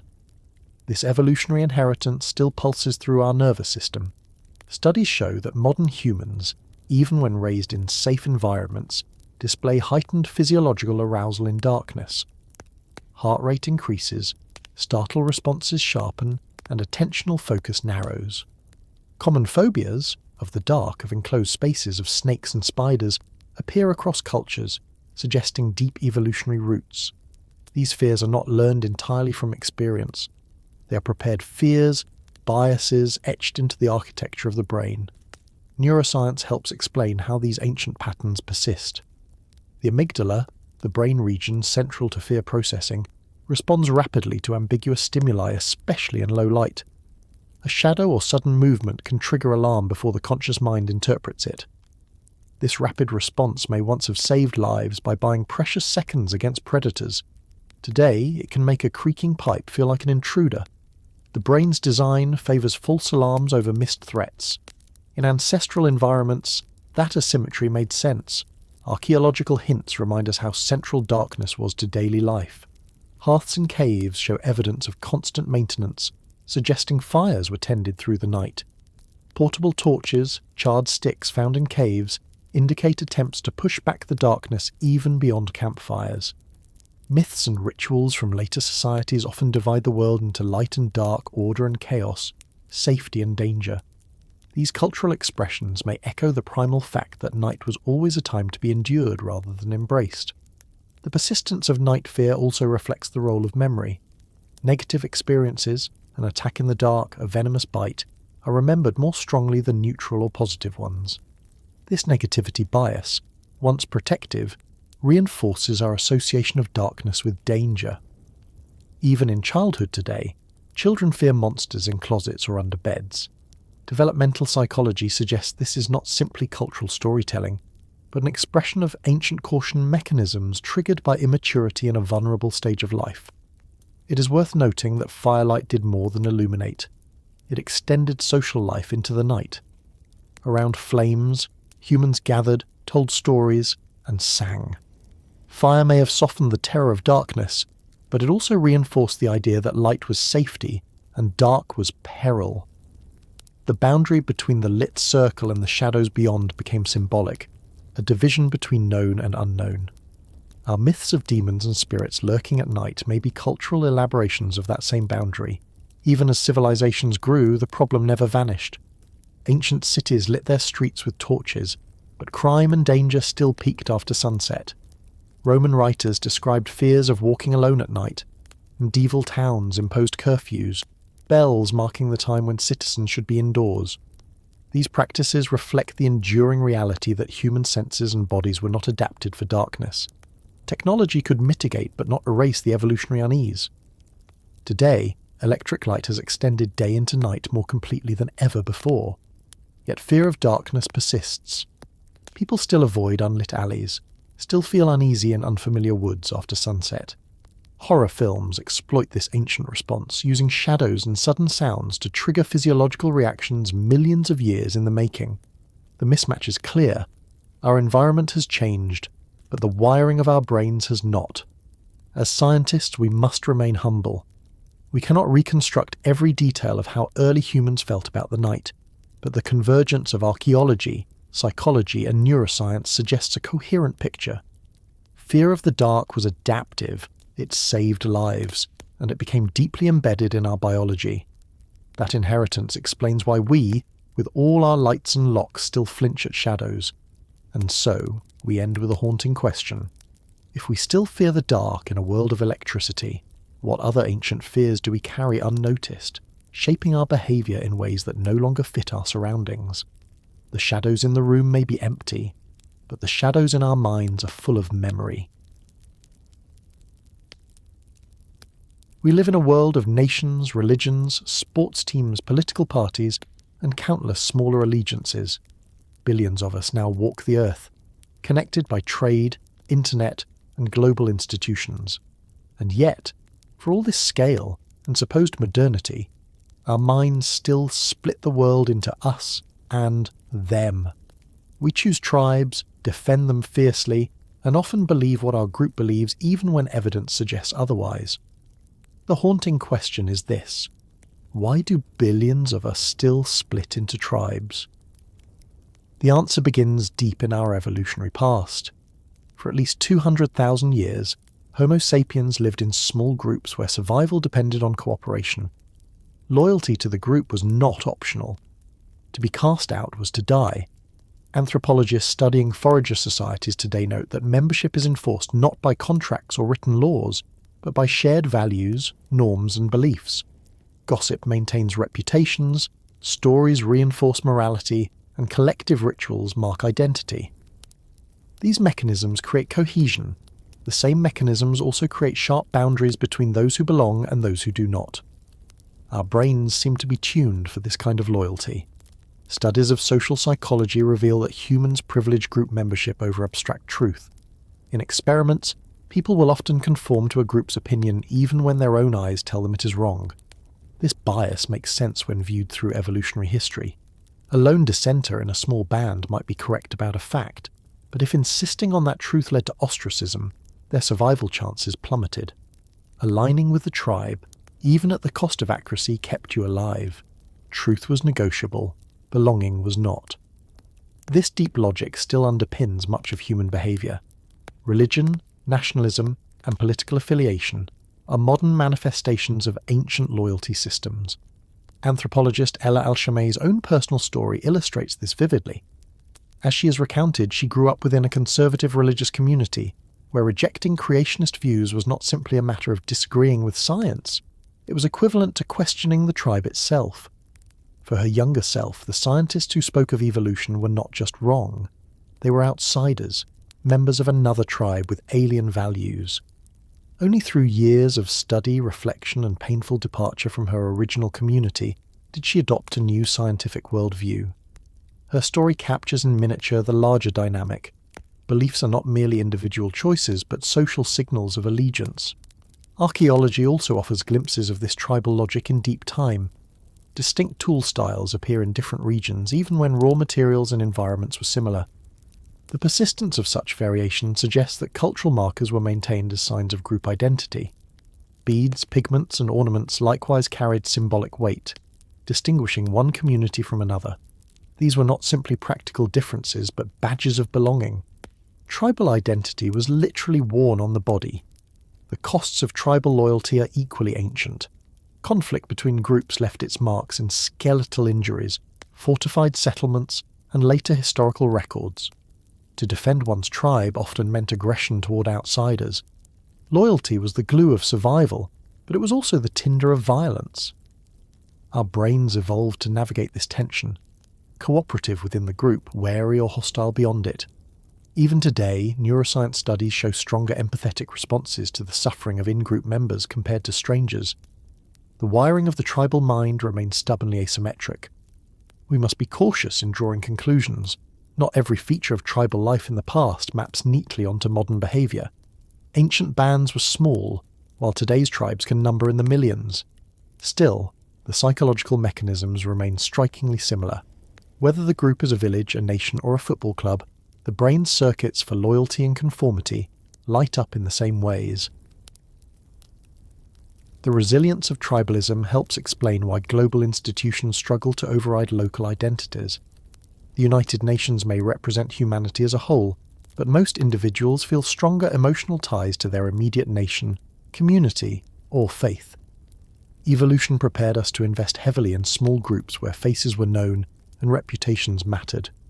Global crowds stretch this instinct beyond its comfort zone, but the mind falls back on familiar patterns. We create subgroups within nations, factions within religions, parties within states. The tribe never disappears, it only scales. This resilience also explains why humans often defend beliefs that outsiders see as irrational. Once a conviction becomes entwined with group identity, rejecting it feels like betraying kin. Anthropologists studying climate denial or vaccine skepticism note that for many adherents, the issue is less about data than about allegiance. To change one's mind would mean leaving the tribe. For a brain shaped in prehistory, that is not just uncomfortable, it is dangerous. And so, the paradox is clear. Tribalism was once the glue that made survival possible, binding small groups through loyalty, ritual, and belief. In today's global crowds, the same instinct fragments us into factions. Our Stone Age minds still crave belonging, even at the cost of truth. This leaves us with the haunting question. Can a species built to live in tribes of 150 ever truly think as a global collective of billions? Or will we always carry within us the urge to split, to circle around the fire with our own, and to see the rest of humanity as them? The evidence of prehistory suggests the answer may not lie in erasing tribes, but in learning how to live with them, aware of the ancient logic that still shapes our modern crowds. 200,000 years ago, humans huddled around campfires to trade stories, share warnings, and reinforce bonds. Today, billions of us sit behind glowing screens, scrolling through feeds, commenting, and sharing. The technology has changed, but the impulse feels familiar. Social media promises connection, belonging, and information. Yet it also magnifies division, fuels anxiety, and exploits our ancient vulnerabilities. The question is this: did social media rewire our brains, or did it simply hijack our Stone Age ones? To answer, we must first remember the role of conversation in our evolutionary history. Gossip was not idle chatter. It was the social glue of bands and tribes, talking about who cooperated, who cheated, who could be trusted, and who could not allow groups to scale beyond immediate observation. Gossip extended the reach of memory. Around the fire, reputations were built and destroyed. The cost of exclusion was lethal, so people cared deeply about what others said. That sensitivity is still with us. Our brains are wired to pay attention to reputation cues, to the opinions of others, and to the subtle hierarchies of groups. Social media platforms from their emergence around the year 2000 onward tapped into these circuits. Likes, shares, and comments act as reputational signals, modern equivalents of nods and whispers around the campfire. Neuroscience studies show that receiving positive feedback on posts activates the brain's reward circuitry, releasing dopamine. The effect is reinforcing, encouraging more engagement. Yet the same systems are exquisitely sensitive to negative cues. Harsh comments, public shaming, or exclusion from online groups trigger the same circuits of pain and anxiety as rejection in face-to-face life. The digital campfire is global, but the emotions it evokes are ancient. Negativity bias plays a central role here. As evolutionary biologists remind us, humans are tuned to notice threats more than pleasures. A rustle in the grass might be a predator. Ignoring it could be fatal. Remembering insults more vividly than compliments once protected reputations in small groups. On social media, this bias translates into disproportionate attention to outrage, scandal, and conflict. Platforms that algorithmically promote engaging content often amplify anger and fear because those emotions spread faster and hold attention longer. The global campfire, instead of soothing, often burns hottest with negativity. Polarization follows. When billions gather in digital spaces, we do not become one tribe. Instead, the ancient machinery of in-groups and out-groups reasserts itself. Online, people cluster into communities of shared belief, reinforcing loyalty and identity. Disagreeing voices are treated not as alternative viewpoints, but as threats to tribal belonging. Algorithms designed to maximize engagement inadvertently deepen this divide by showing users more of what confirms their existing views. The result is echo chambers that feel natural to our Stone Age minds, but dangerous in a globalized world. It is tempting to see all this as unprecedented, but the patterns are continuous with our past. Storytelling around fires carried risks of rumour, exaggeration, and conflict too. Leaders could manipulate narratives, and groups could splinter over disputes. The difference is scale. What once happened within 100 people now happens across billions. The brain has not changed, the stage has. The costs of this mismatch are visible. Anxiety and depression rates have risen in many populations since the spread of social media. Constant comparison to curated images of others fuels dissatisfaction. Sleep is disrupted by the blue glow of screens, and attention spans fragment under constant notifications. These are not entirely new problems. Humans have always compared, competed, and worried. But the intensity and pervasiveness are novel. Our brains, evolved for slow fireside talk, now contend with torrents of information, much of it designed to exploit our biases. Still, we must be careful not to paint a one-sided picture. Social media has also enabled new forms of cooperation. Dispersed families maintain contact, marginalized voices find platforms, and collective action can mobilize across continents. The same ancient impulses toward gossip and belonging that can divide also enable solidarity. Like the fire that could both warm and burn, the digital campfire is double-edged. From an evolutionary perspective, what is striking is not that social media changed us, but that it fit us so well. It slotted into pre-existing circuits of reputation, reward, and fear. It did not need to rewire our brains. It only needed to exploit what was already there. That is why it spread so quickly, why it feels addictive, and why it provokes emotions that feel older than the internet itself. The haunting question is not whether social media has made us different, but whether we can consciously shape its use to align with what our brains can handle. Can a species designed to gossip around fires learn to manage gossip at planetary scale?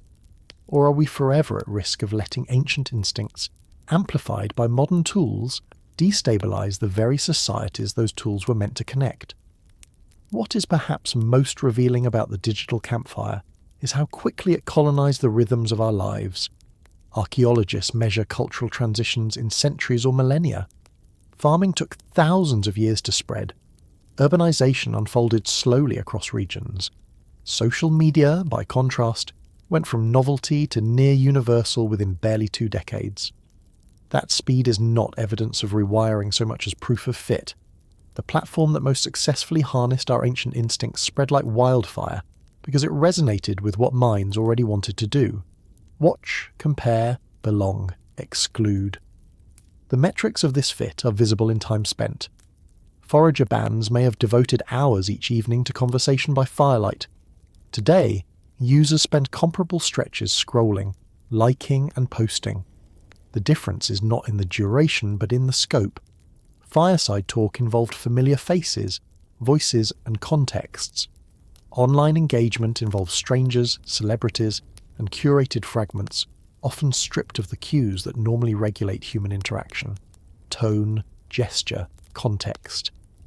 Our brains respond as though the stakes are the same, producing joy or shame, belonging or exclusion. But the volume is multiplied to a level our nervous systems were never meant to handle. The way information spreads also reveals this mismatch. Around a fire, a rumour might move through dozens of people in a night. Online, it can reach millions in minutes. The brain reacts as if hearing it from kin, even when the source is anonymous. Outrage, laughter, fear, all spread through networks designed to amplify attention, not truth. This is not new behaviour. It is ancient behaviour scaled up to a planetary system.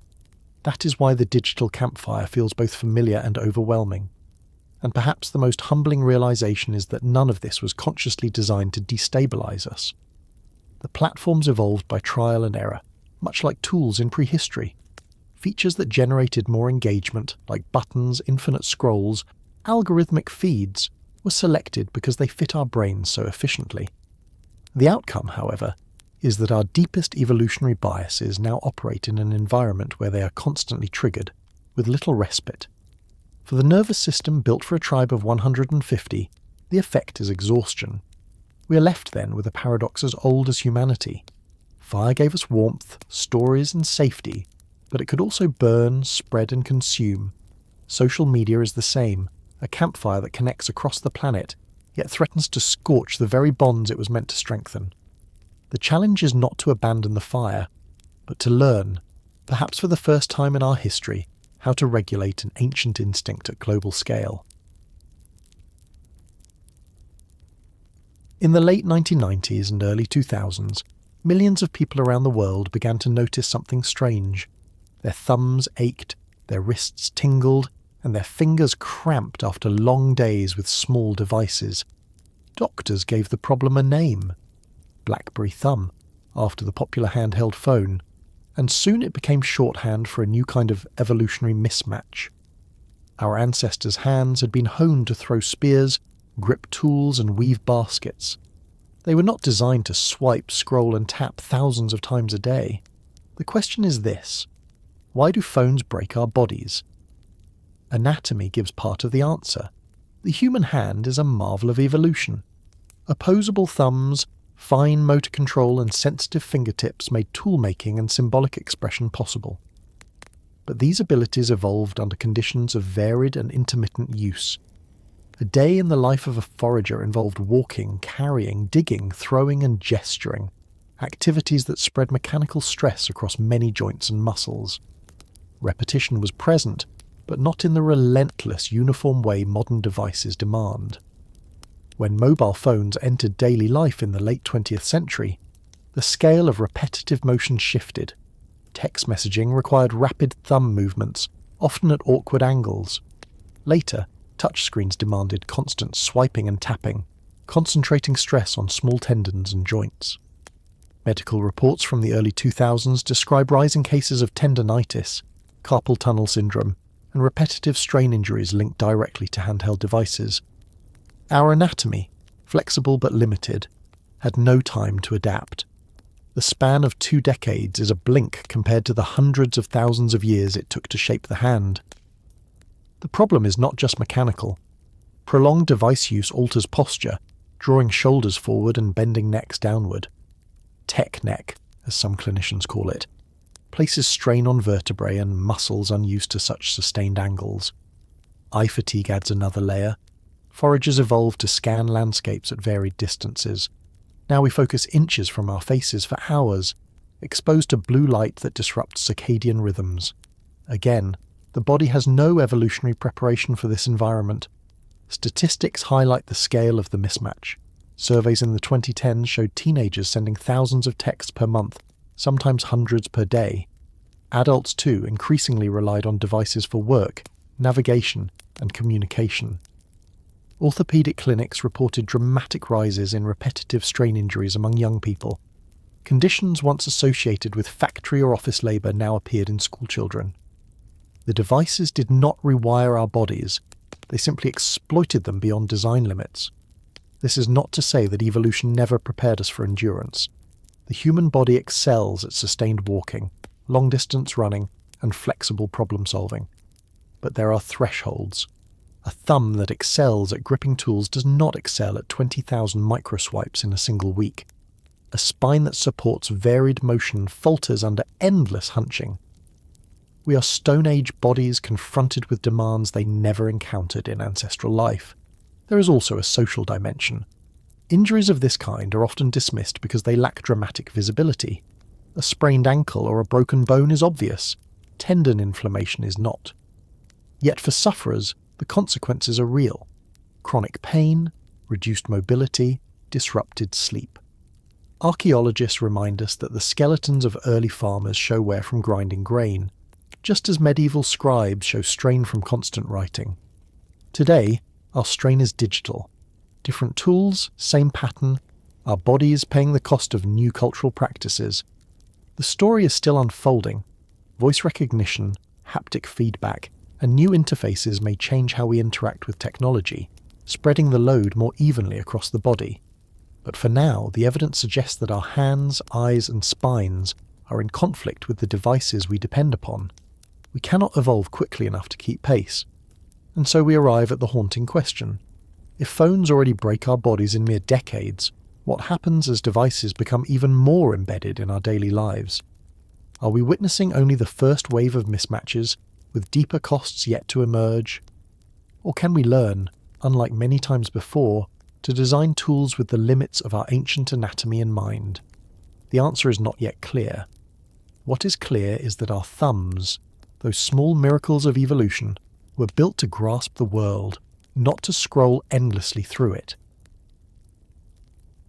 If you step back and look at the conditions of human life in the 21st century, the picture seems astonishing.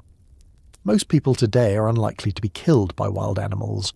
Famine, while still real in places, is rarer than ever before. Medicine can treat infections that once wiped out villages. Infant survival rates are higher than at any other time in history.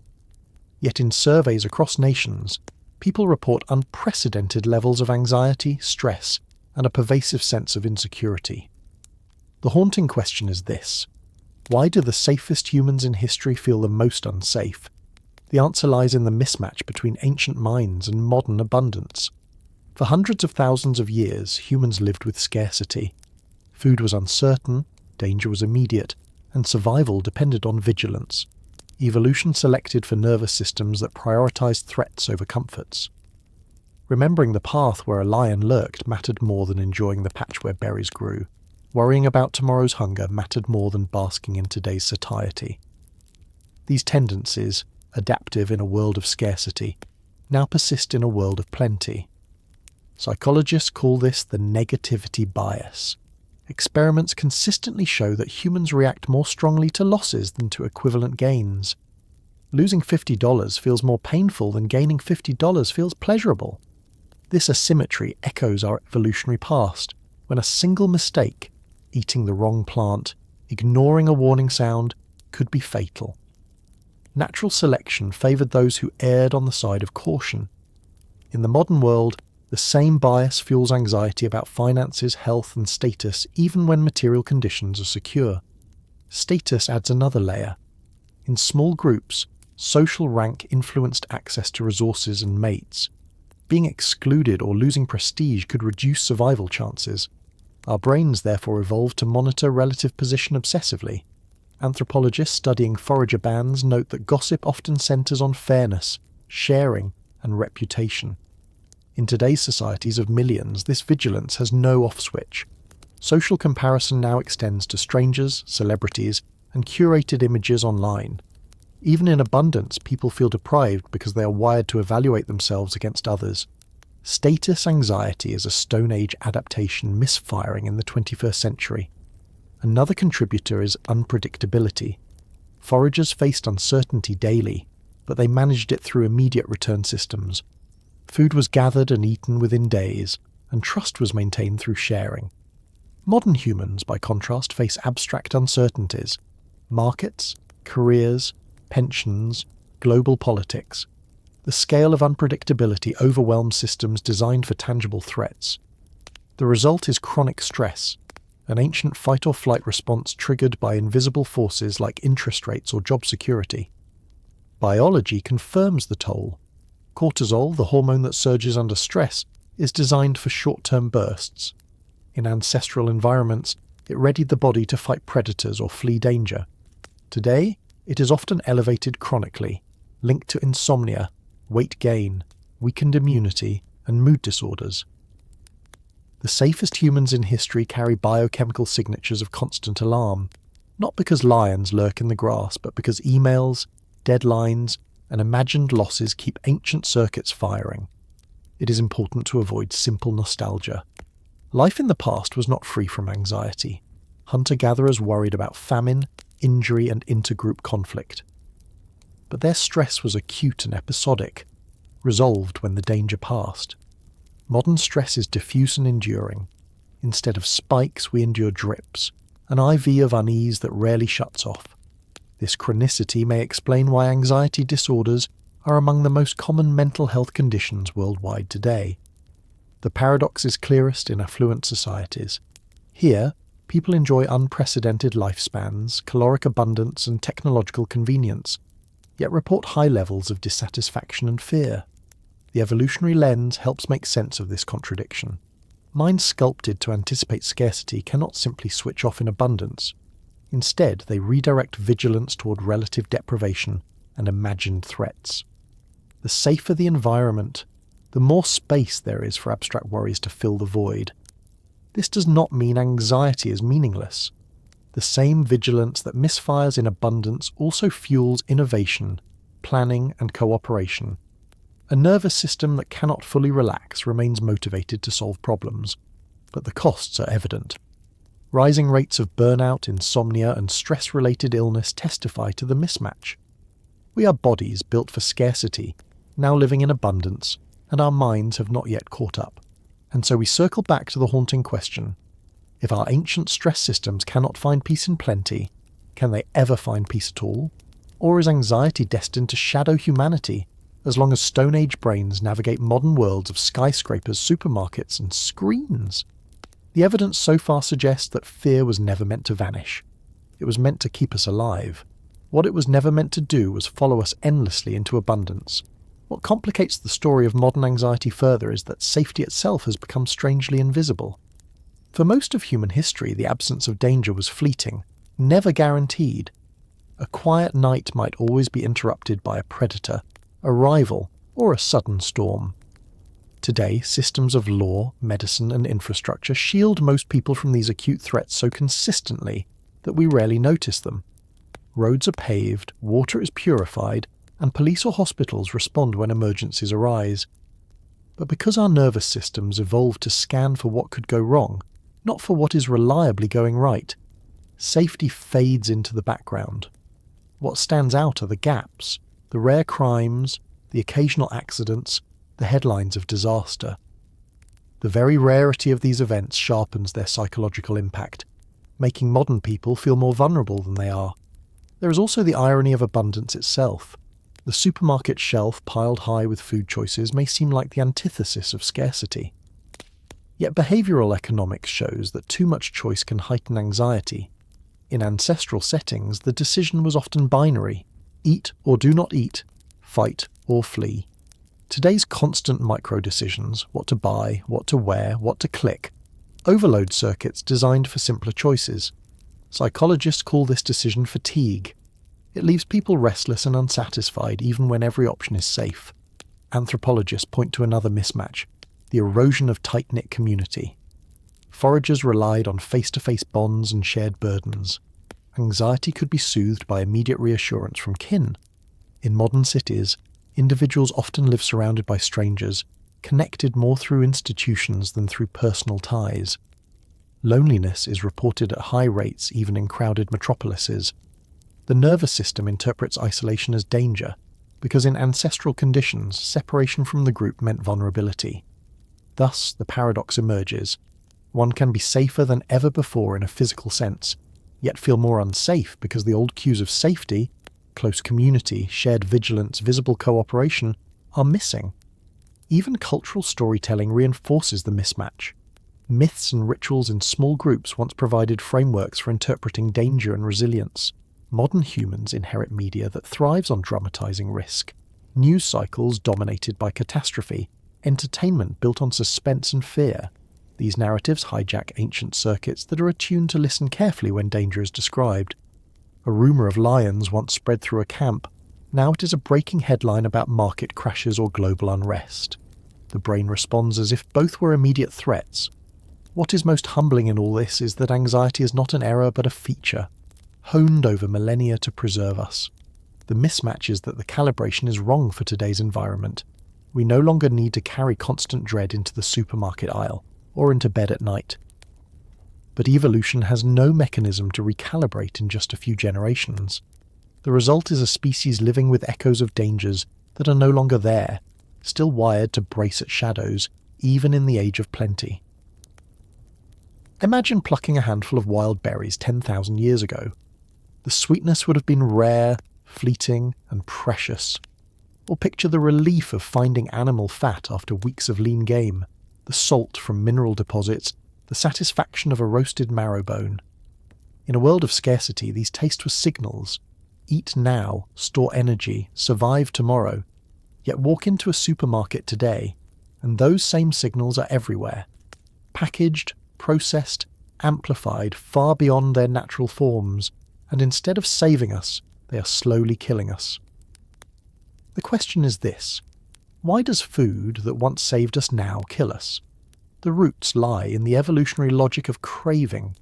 Humans, like many animals, evolved preferences that guided survival. Sweetness signalled sugar, a dense source of calories.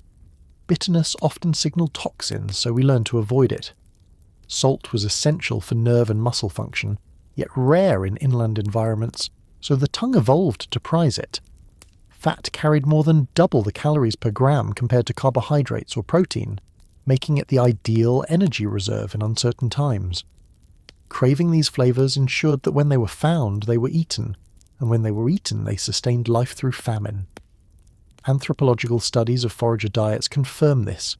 The Hadza of Tanzania, one of the last remaining hunter-gatherer societies, cherish honey as a seasonal prize, consuming it in abundance when available. Arctic foragers relied heavily on fat from seals and whales, essential in cold climates. Salt was collected with effort from coastal deposits, or traded across long distances. Each taste preference was tuned to scarcity, not abundance. The systems worked because the environment placed natural limits on access. Agriculture changed the equation. Domesticated grains, legumes and livestock provided more reliable calories, but the true revolution came much later with industrial processing. In the 18th century, sugar production expanded through colonial plantations, turning what was once rare into a daily staple. In the 20th century, refined carbohydrates, vegetable oils, and added salts proliferated in processed foods. The environment shifted from scarcity to overabundance within a few generations. Evolution had no time to adjust. The same taste preferences that once saved lives now lead to overconsumption. Biology helps explain why restraint is so difficult. Dopamine pathways in the brain respond strongly to sugar and fat, rewarding consumption with pleasure. Neuroscientists describe this as a hedonic system designed to reinforce adaptive behaviours. In the ancestral past, the system balanced need and opportunity. In the modern world, it is hijacked by engineered foods designed to maximise bliss points. The precise combinations of sugar, salt, and fat that trigger the strongest reward responses. Snack aisles are, in a sense, laboratories exploiting ancient cravings. The consequences are visible worldwide. Rates of type 2 diabetes, hypertension and cardiovascular disease have risen dramatically in the last century. Yet these conditions are not new in kind. Ancient skeletons occasionally show evidence of dental cavities, often linked to high starch or honey consumption. Gout plagued elites who indulged in rich foods. What is new is the scale. Once limited to rare individuals or classes, mismatched diseases of diet now affect billions. The global food environment has overwhelmed the evolutionary design of the palate. There is also the paradox of abundance without satisfaction. Studies show that highly processed foods can lead to cycles of craving and overconsumption without lasting satiation. Our digestive and hormonal systems evolved to process fibrous plants, lean proteins and slow-digesting carbohydrates. Modern foods, stripped of fibre and concentrated in sugars, flood the bloodstream quickly, spiking insulin and then crashing energy levels. The brain interprets the crash as hunger, triggering further cravings. What once served as a survival mechanism becomes a trap. Anthropologists sometimes call this the Paleolithic hangover. We live with bodies and minds adapted for environments we no longer inhabit. The craving for sweetness is not wrong. It is ancient wisdom misplaced in modern abundance. The desire for salt is not irrational. It is the echo of countless ancestors who needed it to live. The taste for fat is not gluttony by design. It is the legacy of survival in lean times. The mismatch is not in the craving, but in the context. It is humbling to acknowledge that science cannot yet fully disentangle how to recalibrate these systems. Diets modelled on ancestral patterns, rich in unprocessed plants, moderate in meat, low in added sugars, appear to reduce mismatched diseases, but global lifestyles and economies make such diets difficult to sustain universally. We know enough to recognise the pattern, but not enough to engineer an easy solution. So we return to the haunting question. If the very cravings that saved our ancestors now undermine our health, What does that say about the future of a species living in perpetual abundance? Can we adapt behaviourally faster than biology can adapt genetically? Or will we remain trapped by appetites designed for a cave we left behind, forever torn between survival wisdom and supermarket temptation? One way to appreciate how deep this mismatch runs is to look at how human cultures have ritualized food. Across societies, feasts mark abundance, harvest festivals, religious celebrations, weddings. In ancestral contexts, these moments were rare punctuation marks in lives otherwise constrained by scarcity. The feasts mattered precisely because they contrasted with ordinary hunger. Today, however, the cultural impulse towards celebration collides with environments of constant availability. Every day can resemble a feast, which blunts the very meaning of celebration and pushes ancient circuits into overdrive. Another perspective comes from archaeology. Stable isotope analysis of ancient skeletons allows scientists to reconstruct diets across millennia. The results show remarkable diversity: fish-heavy diets along coasts, tuber-rich diets inland, meat-centered diets in cold climates. What they do not show is uniform reliance on concentrated sugars, salts, and fats. Even the wealthiest elites of the Bronze Age or Classical Antiquity rarely consumed what today's children can buy with pocket change. The mismatch is not only evolutionary but historical. The human palate that guided survival for hundreds of thousands of years encountered industrial-scale abundance only in the last few generations. Cravings also extend beyond energy needs. Anthropologists studying salt use in early farming societies find evidence of trade networks that stretched for hundreds of kilometers, all to secure this mineral. Salt was not just a flavor enhancer, but a physiological necessity, critical for hydration and muscle function. Our desire for it reflects genuine need, but once the modern world made it ubiquitous, added to bread, preserved meats, processed snacks, it ceased to be a rare prize and became a constant excess. A craving that once drove long journeys and forged alliances now drives chronic hypertension. Even the psychology of comfort food speaks to our ancient inheritance. High-fat, high-sugar meals stimulate reward pathways and reduce short-term stress responses, echoing the evolutionary role of stored energy in times of hardship. The modern idea of soothing oneself with chocolate or fried food is a cultural overlay on a biological truth. Calories once equaled safety. The problem is that stress today is rarely followed by famine. Instead, the comfort response becomes habitual and the mismatch widens. The humbling part of this story is that our cravings are not flaws to be scolded, but echoes to be understood. Every sweet tooth is a fossil of ancient survival. Every salt craving is a memory of scarcity. Every hunger for fat is a whisper from ancestors who lived one hard winter to the next. Recognizing this does not solve the modern dilemma, but it reframes it. The enemy is not the appetite itself, but the environment that has weaponized it. And that leaves us with a quiet but difficult question. If the world has changed faster than biology, can culture, through science, education, and restraint, step in as the new regulator of cravings? Or will the cave we left behind continue to shape our desires long after the cave itself is gone? Close your eyes in a modern bedroom, and you will find yourself surrounded by quiet machines. Clocks glowing, chargers blinking, streetlights pressing through the curtains, the faint hum of distant traffic. Yet for most of our species' history, night meant something very different. Darkness was near total, broken only by the pale wash of moonlight or the flicker of a fire. Sleep unfolded in rhythms tuned to the rising and setting of the sun, anchored by the cycle of light and dark that had governed all life for billions of years. The haunting question is this: why can't our Stone Age bodies sleep in the 21st century? The story begins deep in prehistory. Circadian rhythms, the internal cycles of roughly 24 hours that govern sleep, hunger, and hormone release, are found across animals and plants. In humans, these rhythms were set by light. Specialized cells in the eye, distinct from those used for vision, detect brightness and send signals to the brain's suprachiasmatic nucleus, the master clock. For hundreds of thousands of years, this system aligned human activity with the sun. Morning light triggered wakefulness. Evening darkness encouraged melatonin release and sleepiness. Firelight extended wakefulness modestly, but its spectrum was warm and dim, far less disruptive to circadian signals than the harsh blue light of modern bulbs. Anthropologists studying present-day forager groups provide clues to ancestral sleep. Among the Hadza in Tanzania, or the San in southern Africa, sleep is segmented rather than uniform. People often drift off soon after dark, wake for a period in the night, then sleep again until dawn. This first sleep, second sleep pattern, once common in pre-industrial societies, reflects the flexibility of human sleep within natural constraints. Importantly, it unfolded under darkness and firelight, not electric lamps or glowing screens. Sleep was social as well as biological. People slept near kin, and someone often remained awake, providing security in the night.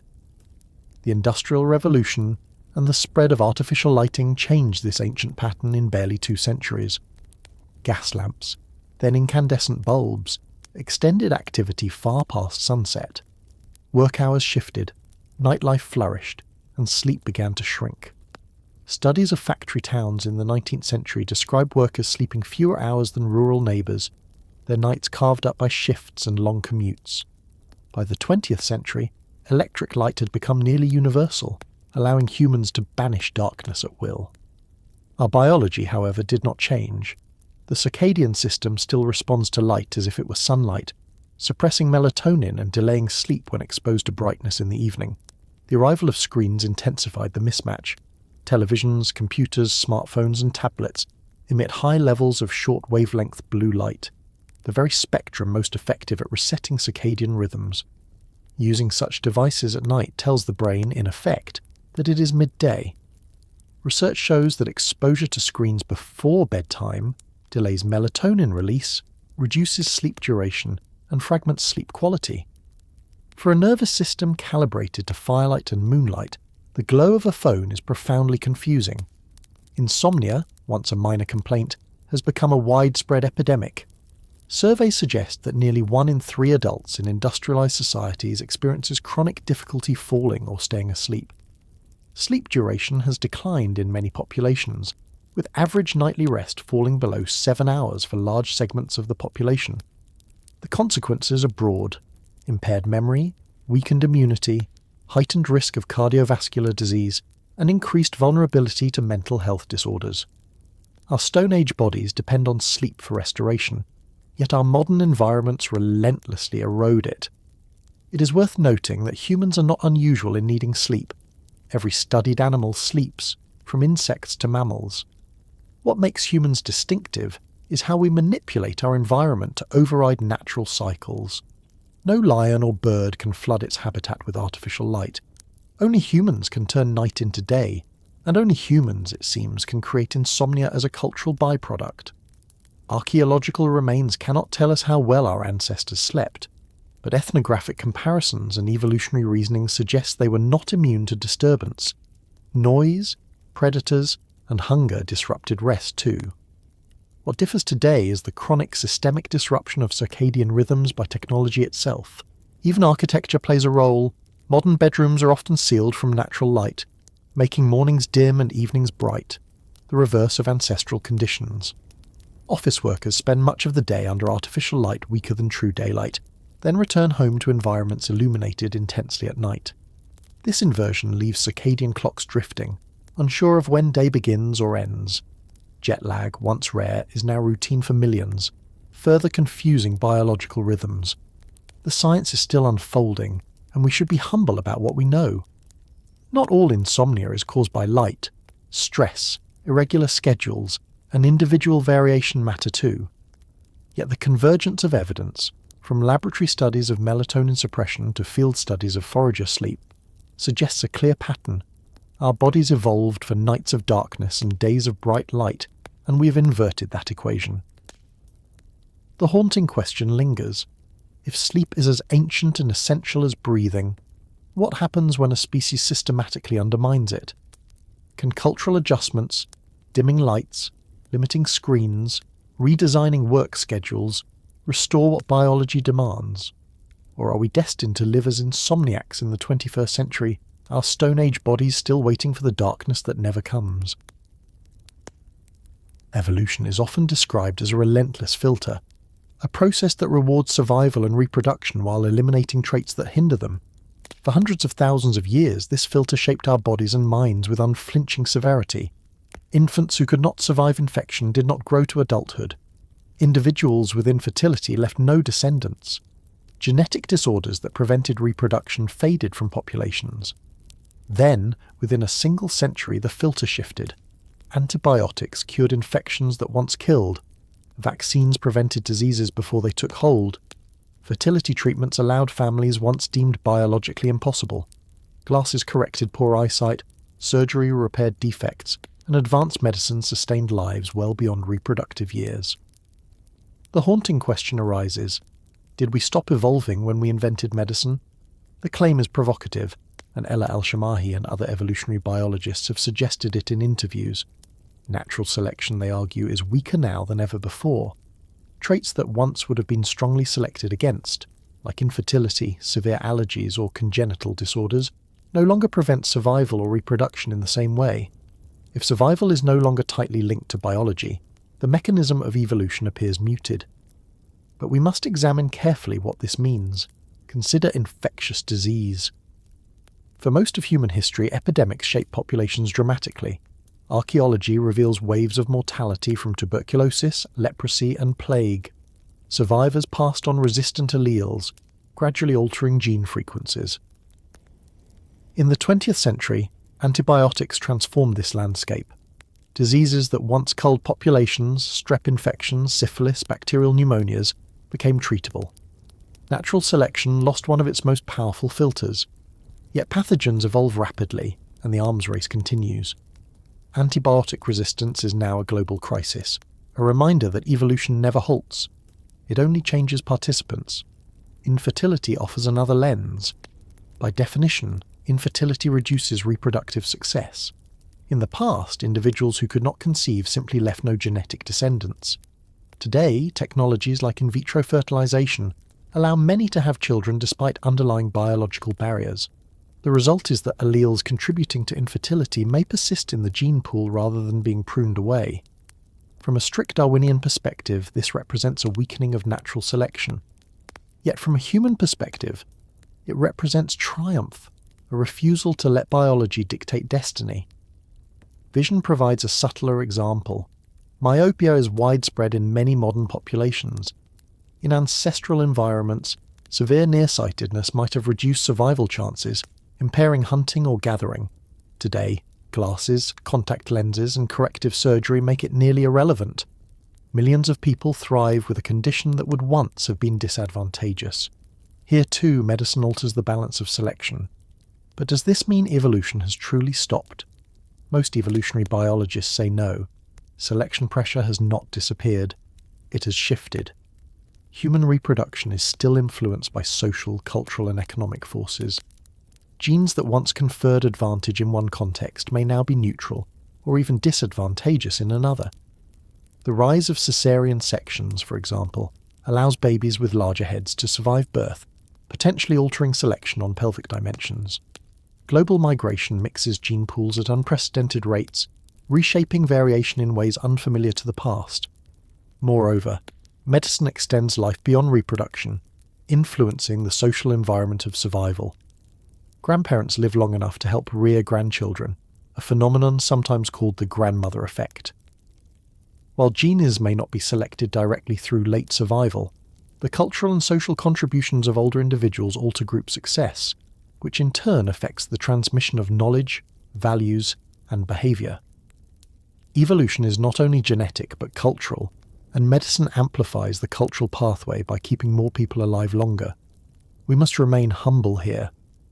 Evolutionary processes unfold over thousands of years, not mere decades. Claims that evolution has stopped may underestimate the subtle ways selection continues. For example, global studies show that lactose tolerance spread in just the last 10,000 years, shaped by dairy consumption. In similar ways, genes affecting metabolism, immunity, and fertility may still shift under new pressures, though more slowly and less visibly than in the past. Medicine changes the rules, but it does not remove the game. The question is perhaps not whether we stopped evolving, but whether we are now evolving differently. Instead of selection against weakness, we see persistence of diversity. Instead of survival linked solely to biology, we see survival mediated through technology and culture. Evolution may be less about elimination and more about accommodation.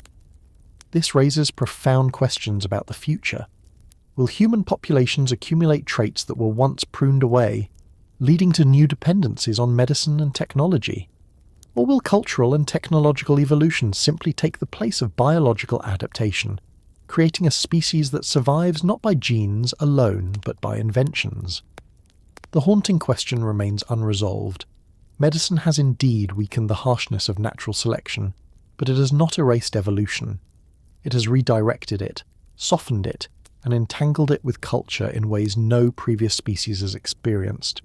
The Stone Age filter of survival is gone, replaced by antibiotics, vaccines, and fertility clinics. Whether that makes us freer or more fragile is a question only time can answer. Another angle on this question comes from population genetics.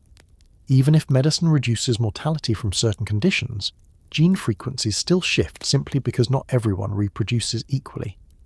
Access to medicine itself varies dramatically across the globe. In some regions, advanced fertility treatments and neonatal care are widespread. In others, basic antibiotics remain scarce. This unevenness means that the evolutionary pressures on different populations are not identical. In effect, medicine has created new selective environments defined by economics and geography, rather than by predators or famine. There is also the question of trade-offs. Some genetic traits that predispose to disease in modern contexts may once have been advantageous. The sickle cell allele is the classic example. Carriers of a single copy have increased resistance to malaria, while carriers of 2 copies suffer from sickle cell disease. With modern medicine, more individuals with the disease survive and reproduce, changing how the allele circulates. Yet malaria itself continues to exert selective pressure in endemic regions. Medicine, in this case, has complicated but not erased evolutionary dynamics. The rise of chronic conditions highlights another shift. Heart disease, diabetes, and many cancers often develop later in life, frequently after reproduction has occurred. From the perspective of natural selection, these conditions matter less, because evolution is primarily concerned with traits that affect reproductive success. Medicine allows people to live with such conditions for decades, but the underlying evolutionary logic was never about post-reproductive survival. This discrepancy raises uncomfortable questions. Are we now carrying genetic vulnerabilities into the future that selection once would have removed? Or were these vulnerabilities always there, simply hidden by shorter lifespans? There is also the cultural lens. Some anthropologists argue that humans have effectively outsourced evolution to culture. Instead of waiting for genetic changes, we alter our environments through tools, institutions, and technologies.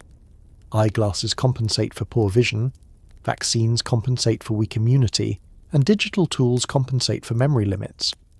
From this view, medicine is not the end of evolution, but a new layer of it, a cultural adaptation layered on top of biological ones.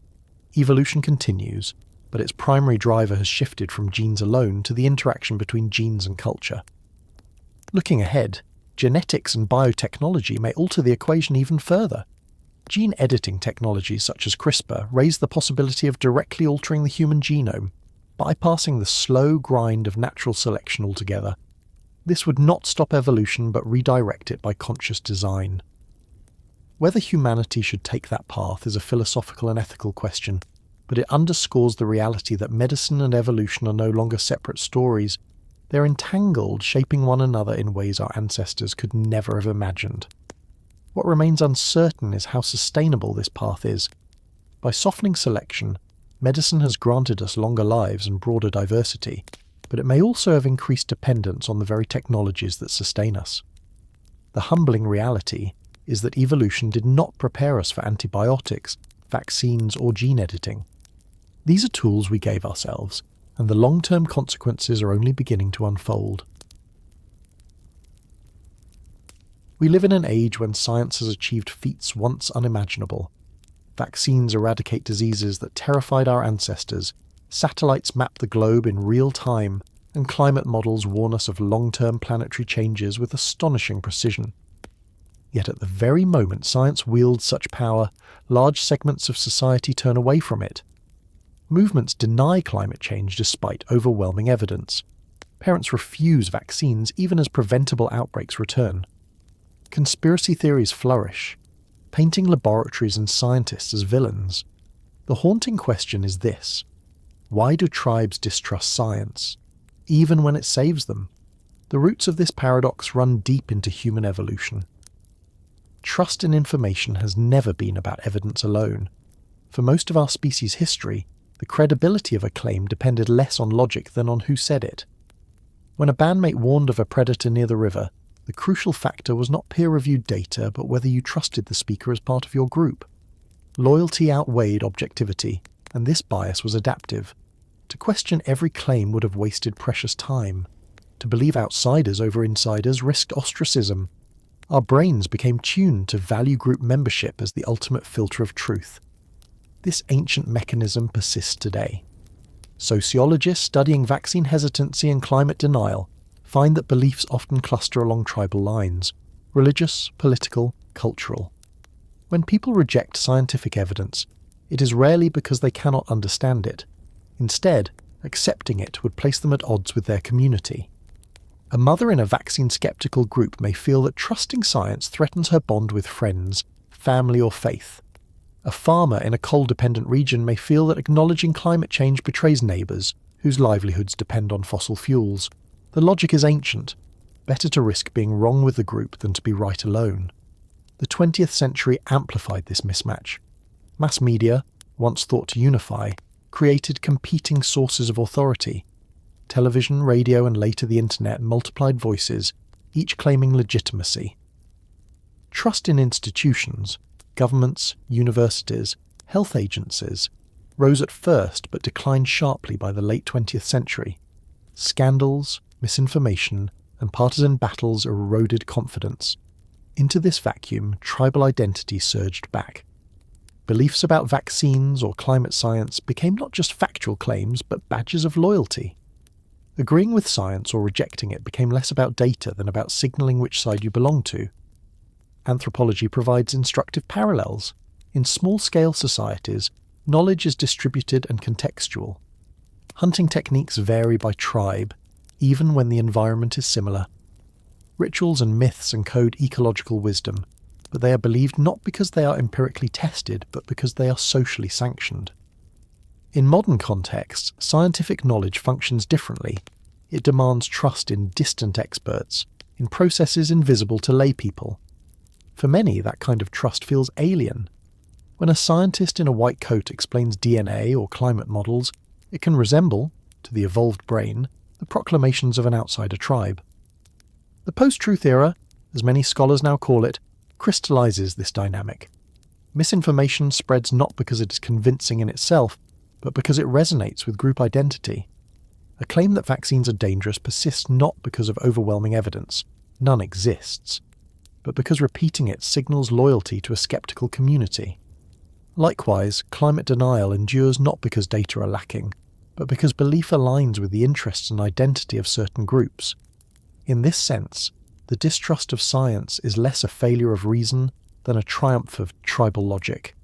Yet this does not mean truth is irrelevant. Science continues to work whether people believe in it or not. Planes fly, medicines heal, climate systems respond to carbon. The tragedy is that when trust erodes, the benefits of science become uneven. Communities that reject vaccines suffer preventable outbreaks. Nations that deny climate change delay adaptation and face harsher consequences. The mismatch between ancient tribal instincts and modern global problems has tangible costs. As humble scientists, we must acknowledge another factor. Science itself has not always lived up to its ideals. History records cases of unethical experiments, of knowledge withheld for political gain, of arrogance in communication. These failures provide fuel for distrust, even when contemporary science strives for transparency. To rebuild trust, it is not enough to present more evidence. Trust must be earned through humility, openness, and recognition that humans are tribal by nature. The haunting question, then, is whether humanity can transcend this ancient filter of loyalty and time to meet global challenges. Can billions of Stone Age brains learn to trust evidence over identity when survival depends on it? Or will our tribal instincts continue to fracture trust, leaving us vulnerable not to lions in the grass but to crises of our own making?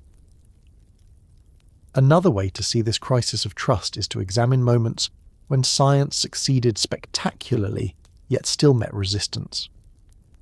The eradication of smallpox in the late 20th century stands as one of humanity's greatest triumphs.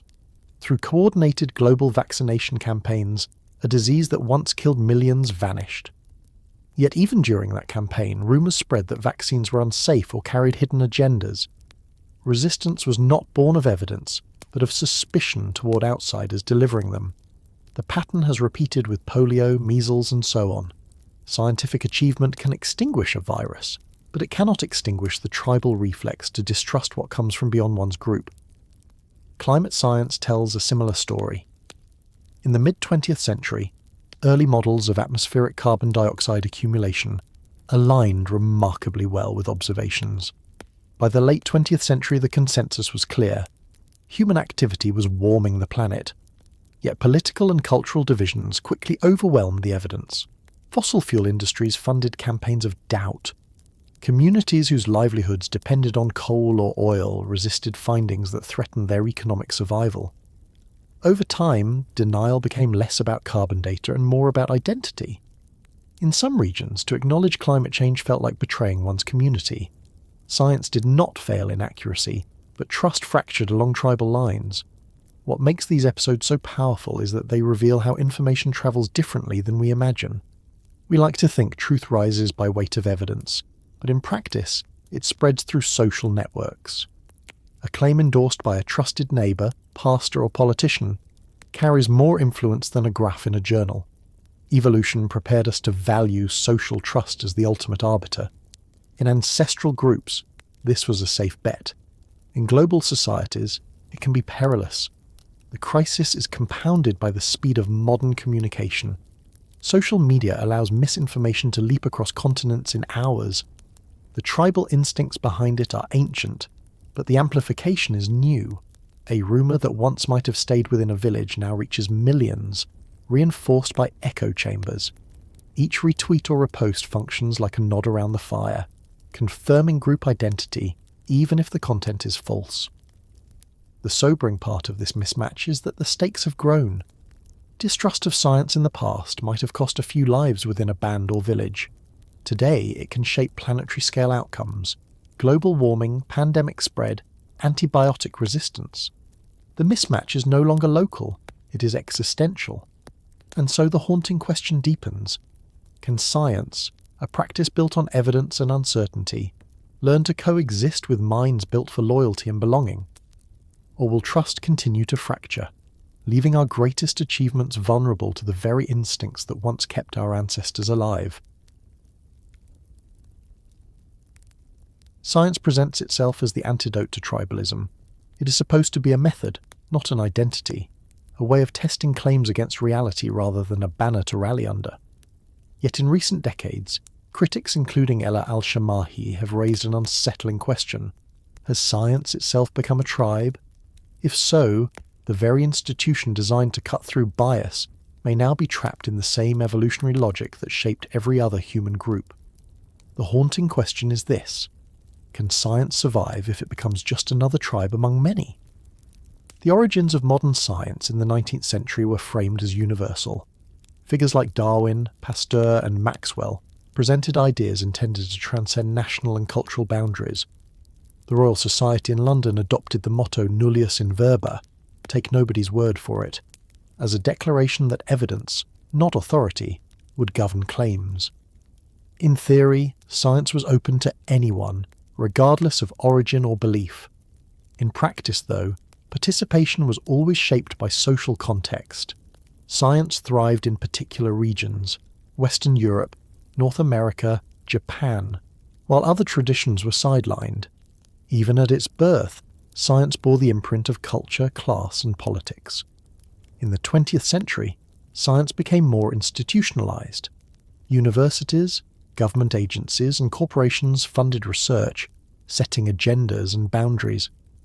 This institutional framework brought enormous successes: nuclear physics, molecular biology, space exploration. Yet it also deepened the association of science with particular political and cultural identities. In the United States, for example, science was closely tied to secular universities, coastal elites, and progressive politics.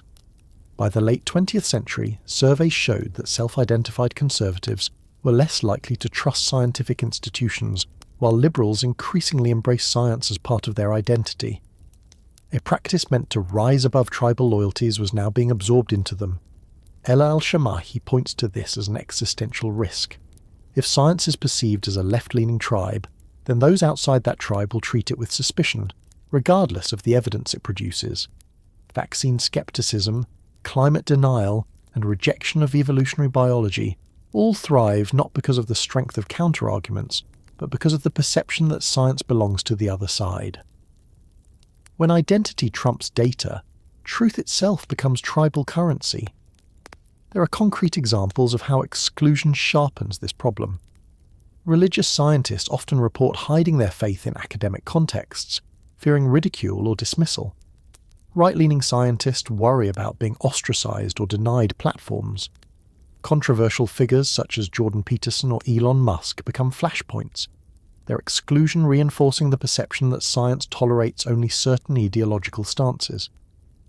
The effect is self-reinforcing. The more science appears to belong to one tribe, the less those in other tribes feel invested in its conclusions. This polarization is not unique to science. Every human institution reflects the evolutionary pull of in-groups and out-groups. Yet for science, the stakes are higher. If bridges collapse, vaccines fail, or climate predictions prove inaccurate, societies pay immediate costs. Trust in science cannot afford to fracture along partisan lines, and yet from an evolutionary perspective it is easy to see why it does. Humans did not evolve to trust abstract methods. We evolved to trust people like us. When scientists speak, listeners often hear not the data but the identity of the speaker. The question then is whether science can reclaim its position as a universal method rather than a partisan identity. Some argue that the solution lies in deliberate pluralism, welcoming religious voices, political diversity and cultural perspectives into the scientific community, provided they adhere to methodological rigour. Others caution that broadening the tent risks diluting standards, allowing ideology to masquerade as evidence. The tension is real, yet history shows that diverse perspectives often enrich science. Fields such as evolutionary biology, medicine, and anthropology have advanced through dialogue between competing views, not through uniformity. The humbling truth is that science is made by humans, and humans are tribal animals. Even within the scientific community, rival schools, laboratories, and theories compete for prestige, funding, and recognition. Peer review, citation networks, and institutional hierarchies all carry echoes of tribal politics. What distinguishes science is not the absence of these dynamics, but the presence of mechanisms, replication, transparency, falsifiability, that aim to check them. But if the public sees science primarily as a tribal banner, those mechanisms lose credibility outside the tribe, and so the haunting question lingers. If science is to guide humanity through crises, climate change, pandemics, technological risks, it must find a way to transcend the perception of tribal identity. Can it present itself not as left or right, secular or religious, but as a universal method of inquiry? Or will it remain, in the eyes of many, just another tribe, its truth judged less by evidence than by loyalty? One way to see how fragile this boundary is between method and tribe is to look at science during moments of political upheaval. In the early 20th century, Soviet biology became entangled with ideology through the rise of Trofim Lysenko, whose rejection of Mendelian genetics fit Marxist principles of environmental shaping. For years, his views dominated Soviet agriculture, suppressing dissenting voices and setting back genetics research dramatically. In Nazi Germany, anthropological and medical sciences were twisted to support racial theories. These cases are extreme, but they reveal a truth that applies more broadly. When science is seen as serving one tribe, its authority collapses outside that tribe, and sometimes even within it. The Cold War provides another example. physics became a symbol of national strength, with nuclear weapons programs absorbing immense resources. Scientists in the United States and the Soviet Union operated under extraordinary pressure, their work framed not only as discovery, but as defense of tribal identity at the level of nations. The space race likewise cast science as tribal competition rather than universal endeavour. The irony is that out of this rivalry came genuine breakthroughs, satellite technology, rocketry, early computers, that benefited humanity as a whole. Yet the framing ensured that science was understood by millions not as neutral inquiry, but as the weapon of a side. Even in education, tribal framing has shaped debates. The teaching of evolution in schools has long been a flashpoint, particularly in the United States. The Scopes trial of 1925 pitted modernist and traditionalist identities against one another, with evolutionary biology in the centre. Nearly a century later, similar disputes continue. For many, the resistance to teaching evolution is less about fossil evidence and more about defending tribal values against what is perceived as an external ideology. To reject or accept evolution becomes a marker of identity, not a neutral judgment about data. These examples show how easily science can be swept into human patterns of belonging and suspicion. The danger is not just external rejection, but internal insularity. If scientists dismiss or ridicule entire segments of the population, whether for political, religious, or cultural reasons, they risk reinforcing the perception that science is the property of one tribe. The challenge, then, is to uphold rigour without collapsing into uniformity, to welcome diversity of background without sacrificing the standards that make science distinct from belief. What emerges from this view is a humbling paradox. Science is our best tool for transcending tribal limits, yet it cannot escape the tribal instincts of those who practice and interpret it. The very existence of peer review and replication is testimony to the need to guard against bias, because bias is our default. The hope is that acknowledging this humanity openly, rather than pretending science is a flawless oracle, may restore trust beyond tribal lines. The haunting question that follows is whether humility itself can become science's strongest shield, or whether tribal instincts will prove too strong even for the method that once promised to overcome them. Imagine standing at the threshold of 10,000 years ago. On one side lies the world we inhabited for hundreds of thousands of years, small groups, mobile lives, landscapes walked more than owned. On the other side lies something entirely different. The first cultivated fields, the first permanent dwellings, the first signs of surplus that allowed a few people to step away from subsistence and devote themselves to new pursuits. That shift is sometimes framed as humanity's greatest leap forward, but we must also ask whether it was our greatest compromise. The haunting question is this: did civilization save us or break us? The agricultural revolution is often painted as a triumph. By domesticating plants and animals, humans escaped the precarious cycles of wild food supply. Grain fields produced calories more predictably than hunting. Herds offered meat, milk, hides, and traction power. Villages became possible, then towns, then cities. Populations swelled beyond anything imaginable for small foraging bands. The foundations of writing, mathematics, and governance emerged in this new context. Without farming, there would be no pyramids, no libraries, no global cities. Civilization, in the simplest sense, required fields. But archaeology reveals that the transition was neither sudden nor universally embraced. For thousands of years, communities lingered between foraging and farming, blending practices, resisting full commitment.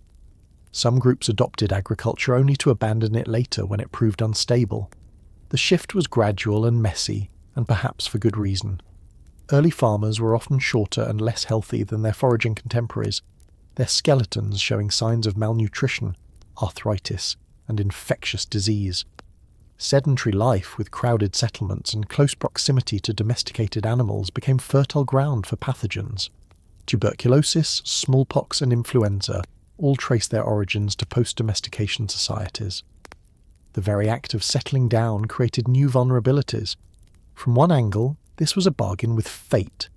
In exchange for stability and scale, humans accepted narrower diets, harder physical labour, and increased exposure to disease. From another angle, it was a leap into possibility. Agriculture made surplus, and surplus made specialization.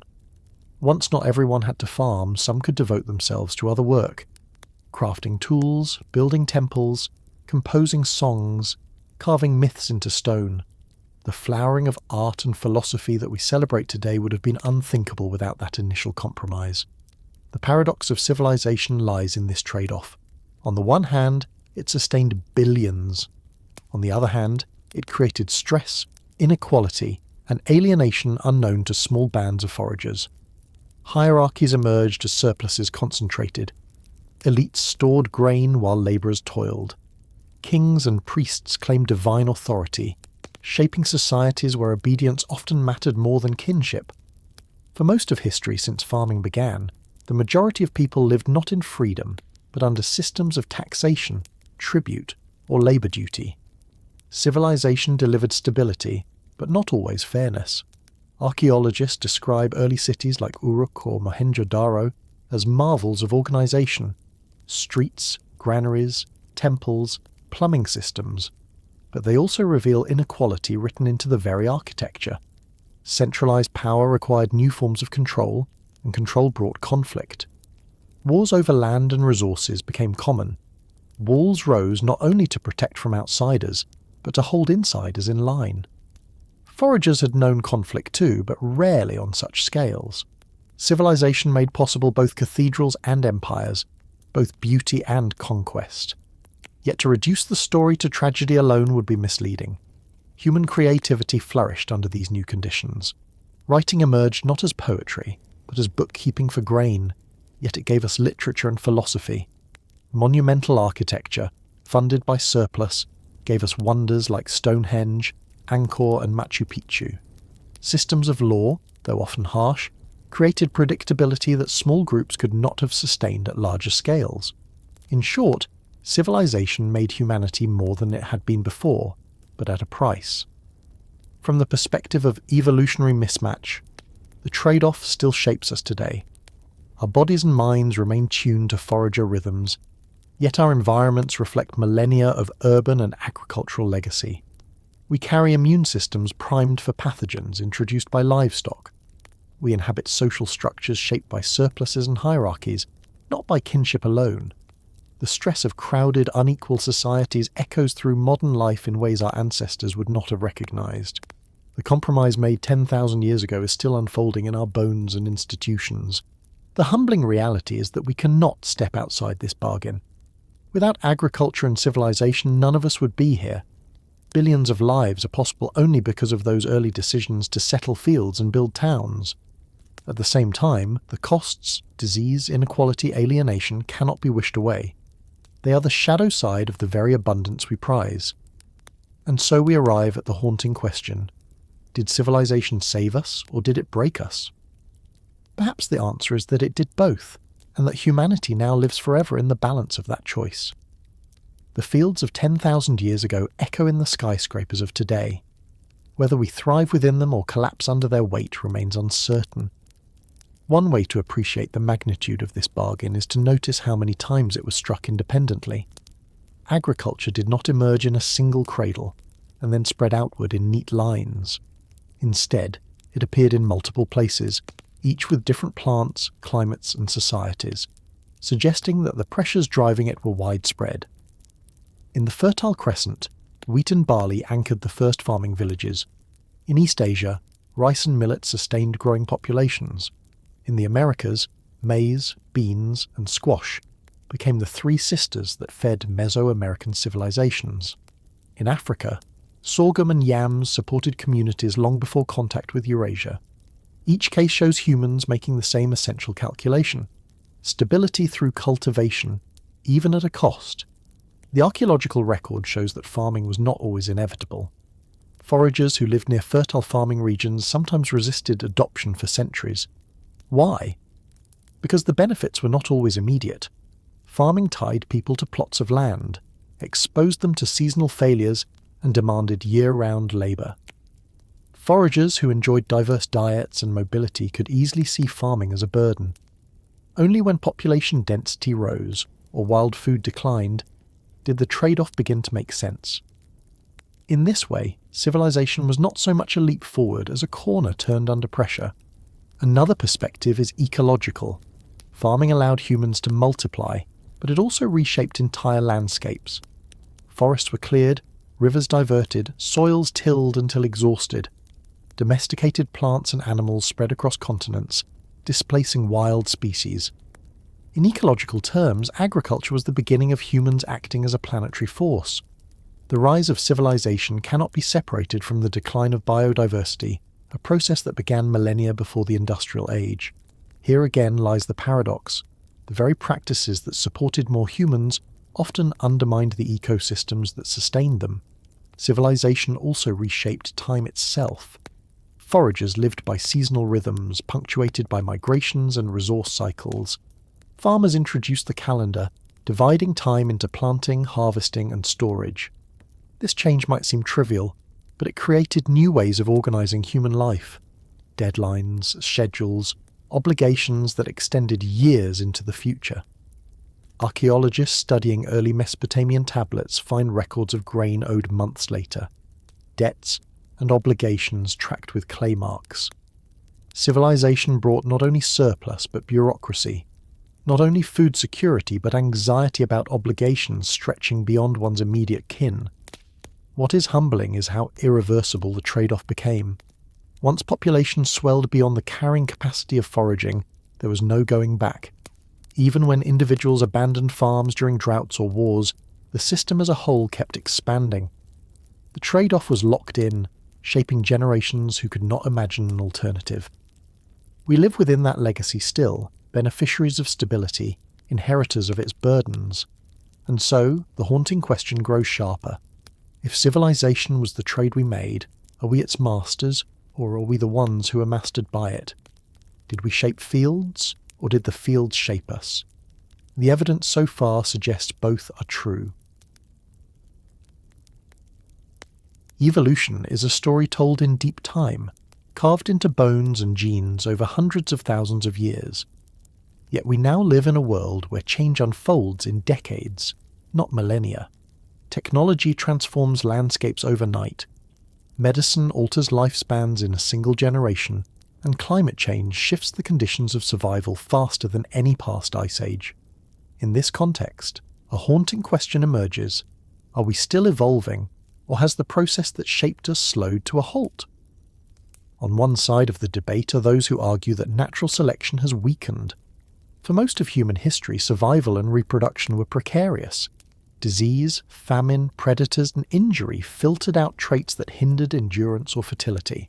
Today, many of those pressures are softened or removed. Antibiotics cure infections, fertility treatments overcome reproductive barriers, and global food networks prevent famine in many regions. If survival no longer depends tightly on genetic variation, the classic Darwinian mechanism seems muted. Evolution, in this view, trudges along faintly if at all. Yet the story is more complicated. Evolution does not require catastrophic pressures. It only requires differential reproduction. Even small biases accumulate over time. Population genetics studies show that subtle selection continues. For example, genes associated with lactose tolerance have spread rapidly in populations that consume dairy, even in the last few thousand years. Genes affecting altitude tolerance in Tibetans and Andeans have shifted frequencies within similarly short spans. These are not ancient shifts locked in the Stone Age, but ongoing adaptations visible in the Holocene and beyond. The suggestion that evolution has ceased underestimates its persistence. The modern environment introduces new selective pressures, though they are often indirect. Urban living, for instance, exposes people to pollutants, noise, and crowding. Some genetic variants may confer resilience to these stresses. Diets rich in processed foods may create metabolic pressures that shape reproductive success in subtle ways. Global migration mixes gene pools, creating combinations never before tested in natural selection. The speed of cultural and environmental change complicates the picture, but it does not erase the underlying logic. If some individuals have more surviving children than others, evolution continues. Another dimension is cultural and technological evolution, which proceeds far faster than genes. Glasses compensate for poor eyesight, insulating that trait from selection. Digital tools augment memory, reducing the selective advantage of mental recall. Gene editing, if widely adopted, could bypass the randomness of mutation altogether, introducing traits by deliberate design. From this perspective, the center of evolution is shifting. Biological change still occurs, but cultural and technological systems increasingly direct human adaptation. Instead of waiting for natural selection, we adjust environments, tools, and medicines to fit our needs. Some thinkers argue that this represents a new phase, self-directed evolution. Whether through selective breeding in agriculture, reproductive technologies in humans, or the emerging possibilities of synthetic biology, humans are no longer only shaped by evolution, but are beginning to shape it consciously. The ethical implications are profound. Who decides which traits are desirable? How do we guard against inequality if only some can afford enhancements? And what unforeseen consequences arise when altering complex systems with limited foresight? The possibility of human-directed evolution raises as many questions as it answers. Yet even as we imagine futures of genetic engineering, the humbling truth remains that we cannot predict which traits will matter most. Climate change may reshape selection by altering environments rapidly. Rising sea levels, shifting disease vectors, and food instability could favour resilience in ways we cannot anticipate. Technology may buffer some of these pressures, but not all. In this sense, the future of human evolution is entangled with the fate of our civilization. We may adapt not through genes alone, but through how well we manage the world we have built. There is also the role of drift, the random fluctuation of traits over generations. In large populations, drift has less impact, but in small or isolated groups, it can produce significant changes. Global connectivity reduces isolation, but genetic substructures still exist. Religious communities with high birth rates, for example, may shift genetic frequencies simply by differential reproduction. These quiet, subtle processes remind us that evolution is not dramatic by default. Sometimes it is the accumulation of small biases invisible until centuries later. The haunting question, then, is not simply whether we are still evolving, but in what direction. Are we drifting toward greater dependence on technology, creating a species that survives less by biology than by culture? Are we accumulating traits that would once have been lethal, sustained now by medicine and infrastructure? Or are we adapting in ways we do not yet see, responding to pressures so new and fast that their consequences remain hidden? We should be cautious not to imagine ourselves outside evolution as if we have stepped off its stage. Evolution is not a choice, but a process.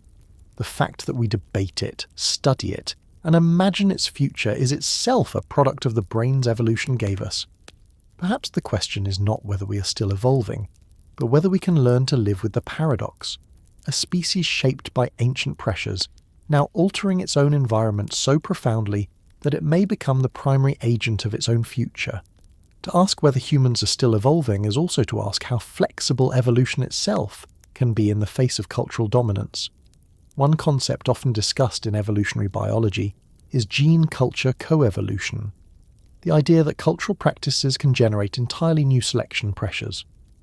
The domestication of cattle, for example, created a steady source of milk, which in turn favoured the spread of lactose tolerance genes in some populations. Today, similar feedback loops may still be at work. Urban environments filled with artificial light, pollution, and sedentary routines could be exerting quiet selective forces, even if we do not yet see their long-term outcomes. The biological consequences of living in megacities may only become visible over centuries. There is also the matter of reproductive choices. In forager bands, reproduction was largely shaped by ecological limits, nutrition, child mortality, seasonal cycles.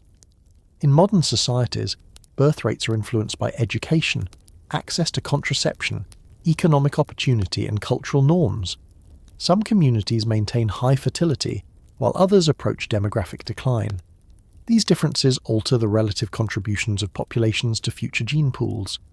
Evolution, in this sense, is still operating, but it is mediated by values and choices as much as by biology.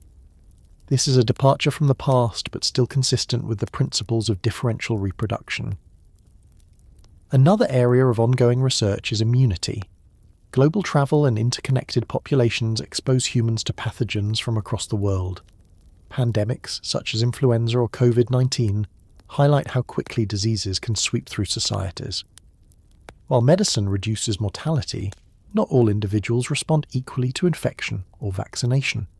Variations in immune response shaped by genetics may still influence survival and reproduction, albeit in subtle ways. Pathogens evolve rapidly, and humans continue to adapt in return, even if the scale of impact is reduced compared to earlier centuries. Some scientists suggest that the greatest changes in human evolution may come not from external pressures, but from our own interventions. The mapping of the human genome, advances in gene therapy, and the potential for editing embryos all create the possibility of bypassing natural selection entirely. In such a scenario, humans could accelerate adaptation, introducing traits deliberately. Yet this raises a paradox. Is guided genetic change still evolution, or is it something else entirely? The boundaries blur when culture, technology, and biology intertwine so tightly. What remains clear is that humans are unlikely to remain static. Whether through drift, subtle selection, or deliberate intervention, change will occur. The form it takes may differ from the slow rhythms of the Pleistocene, but the principle that populations shift over generations is unavoidable. The haunting question is not whether we are evolving, but whether we will recognize the shape of the humans who come after us, and whether they will still see themselves as us at all. Picture yourself at night, sitting in a quiet apartment high above a city of millions. Outside, the glow of artificial light hides the stars. Sirens and traffic echo where once there would have been owls or wolves. Yet inside your head, the mind that listens is not new. It is old, so old that it was built for caves and small firesides, for a few dozen faces known by name, for rhythms of hunger and plenty, for the sound of predators in the dark. We are in every measurable sense the last cave people. The haunting question is this: what does it mean to carry Stone Age minds into a city world? The evidence of our mismatch is everywhere. Our bodies still respond to stress with adrenaline and cortisol, as if a lion lurked outside the door. Our eyes still dilate in darkness, even though electricity guarantees we need never fear stumbling into predators. Our brains crave sugar, salt, and fat, rewards from a world of scarcity, though now they surround us in abundance. Even our sleep is tuned to firelight and moonlight, yet we flood our nights with blue-lit screens. It is as though evolution trained us for one test, and civilization handed us another entirely. But being misfit cave people is not only a problem, it is also a clue to our resilience. Our ancestors survived droughts, ice ages, and volcanic winters. They crossed deserts, rivers, and mountain ranges with tools no more sophisticated than stone blades and wooden spears. They endured climates and crises far harsher than most of us will ever know. The fact that we still carry those Stone Age instincts suggests not fragility, but endurance. We are here because cave people endured, and because their instincts carried them through. What we have lost is the scale of a life that shaped us. For most of history, humans lived in groups small enough to know every voice. Stories, gossip, and songs bound those groups together. Decision-making was local, conflict resolved face to face. Today, we inhabit societies of millions or billions, where strangers govern us and most voices remain unknown. That shift has created alienation, but it has also made possible art, science, and technology on a scale our ancestors could not imagine. The paradox of being cave people in a city world is that we lost intimacy to gain possibility. There is a temptation to romanticize the past, to imagine that foragers lived lives of leisure and health compared to the stresses of modernity. Yet the archaeological record reminds us otherwise. Life in caves was short, vulnerable to injury, infection, and hunger. Children often died young. Elders were rare. We must resist the illusion that our ancestors lived in utopia. What they did live in, however, was a world their minds were well matched to. Their fears fit their environment. Their stress was acute rather than chronic. Their communities were small enough to sustain trust. In that sense, the mismatch of today is real, not because the past was perfect, but because the present often confounds instincts that once worked well. When we call ourselves the last cave people, we are not saying we should return to caves. That is neither possible nor desirable. We are saying that we must live with the tension of ancient minds in modern worlds. The city around us is built of steel and glass, but inside our neurochemistry still answers to shadows and whispers, to belonging and loss. The skyscraper is new, but the heart that beats within it is old. So what does this mean for the future? It means humility. We cannot assume that technology alone will solve the problems of mismatch. Medicine can extend life, but it cannot erase anxiety rooted in evolutionary logic. Cities can provide abundance, but they cannot undo cravings shaped by scarcity. Social networks can connect billions, but they cannot overwrite the trust systems of small tribes. To live as cave people in a city world is to live with paradox and to admit that we do not have all the answers. Perhaps the lesson of being the last cave people is not despair, but perspective. If our ancestors could survive an ice age with fire and stone, then we can survive the mismatches of the 21st century. If they could endure scarcity, we can endure abundance. If they could carry the weight of fear at night and still tell stories by the fire, then we can carry our own anxieties and still build art, science, and compassion. The mismatch is real, but so is the resilience. And so we close on the haunting question: what will future sapiens make of us? Will they look back and see us as misfits, struggling with instincts in an environment of our own making? Or will they see us as the bridge between the cave and whatever comes next, the generation that learned how to carry ancient minds into new worlds? The truth is that we do not know. What we do know is that every person alive today is the descendant of survivors, cave people who endured, and that their fire still burns in us. There is another way to see ourselves as the last cave people, not by what we have lost, but by what we still preserve. Even in the densest cities surrounded by noise and concrete, humans seek out fragments of the ancestral world. We plant trees in parks. We keep animals in our homes. We gather around glowing screens as if they were firelight. Weekends are spent hiking, camping, or simply walking. Rituals that reconnect us with landscapes our bodies still remember. Even the popularity of meditation, yoga, and mindfulness can be read as attempts to recreate rhythms of attention that our ancestors once practiced instinctively while tracking, waiting, or gazing into flames. In these behaviours we glimpse continuity, a reminder that the cave never fully left us. Our storytelling too is deeply ancestral. Myths, novels, films, and digital games are filled with archetypes drawn from a world of small groups and immediate dangers. Heroes set out on quests, tribes battle over scarce resources, families protect one another against predators and outsiders. The scale may be cosmic, but the structure is Stone Age. In a sense, every time we tell stories we step back into the cave, gathering around the symbolic fire of imagination. What we have also carried forward is cooperation. Despite our conflicts, humans remain the most cooperative primate. We form organisations, charities, scientific collaborations, and global aid networks. That instinct for cooperation, born in caves and camps, is what allows billions to coexist today, however imperfectly. If our minds are mismatched to cities, they are also wired for empathy, and that wiring gives hope that we can manage the challenges of modern life. The irony is that the very traits that make us misfits in a modern world, anxiety, craving, tribal loyalty, are the same traits that once secured our survival. Fear of the dark kept us cautious. Craving for fat and sugar helped us endure winters. Tribal loyalty held groups together when resources ran short. None of these instincts are mistakes. They are the echoes of strategies that worked long before cities, before writing, before civilization itself. The challenge now is not to erase them, but to understand them, to live with them consciously rather than blindly. In that sense, calling ourselves the last cave people is less an indictment than an invitation. It reminds us that beneath skyscrapers and satellites, we remain a species forged in firelight, kinship, and survival. It asks us to look inward with humility, recognizing both the wisdom and the limits of instincts that carried us this far.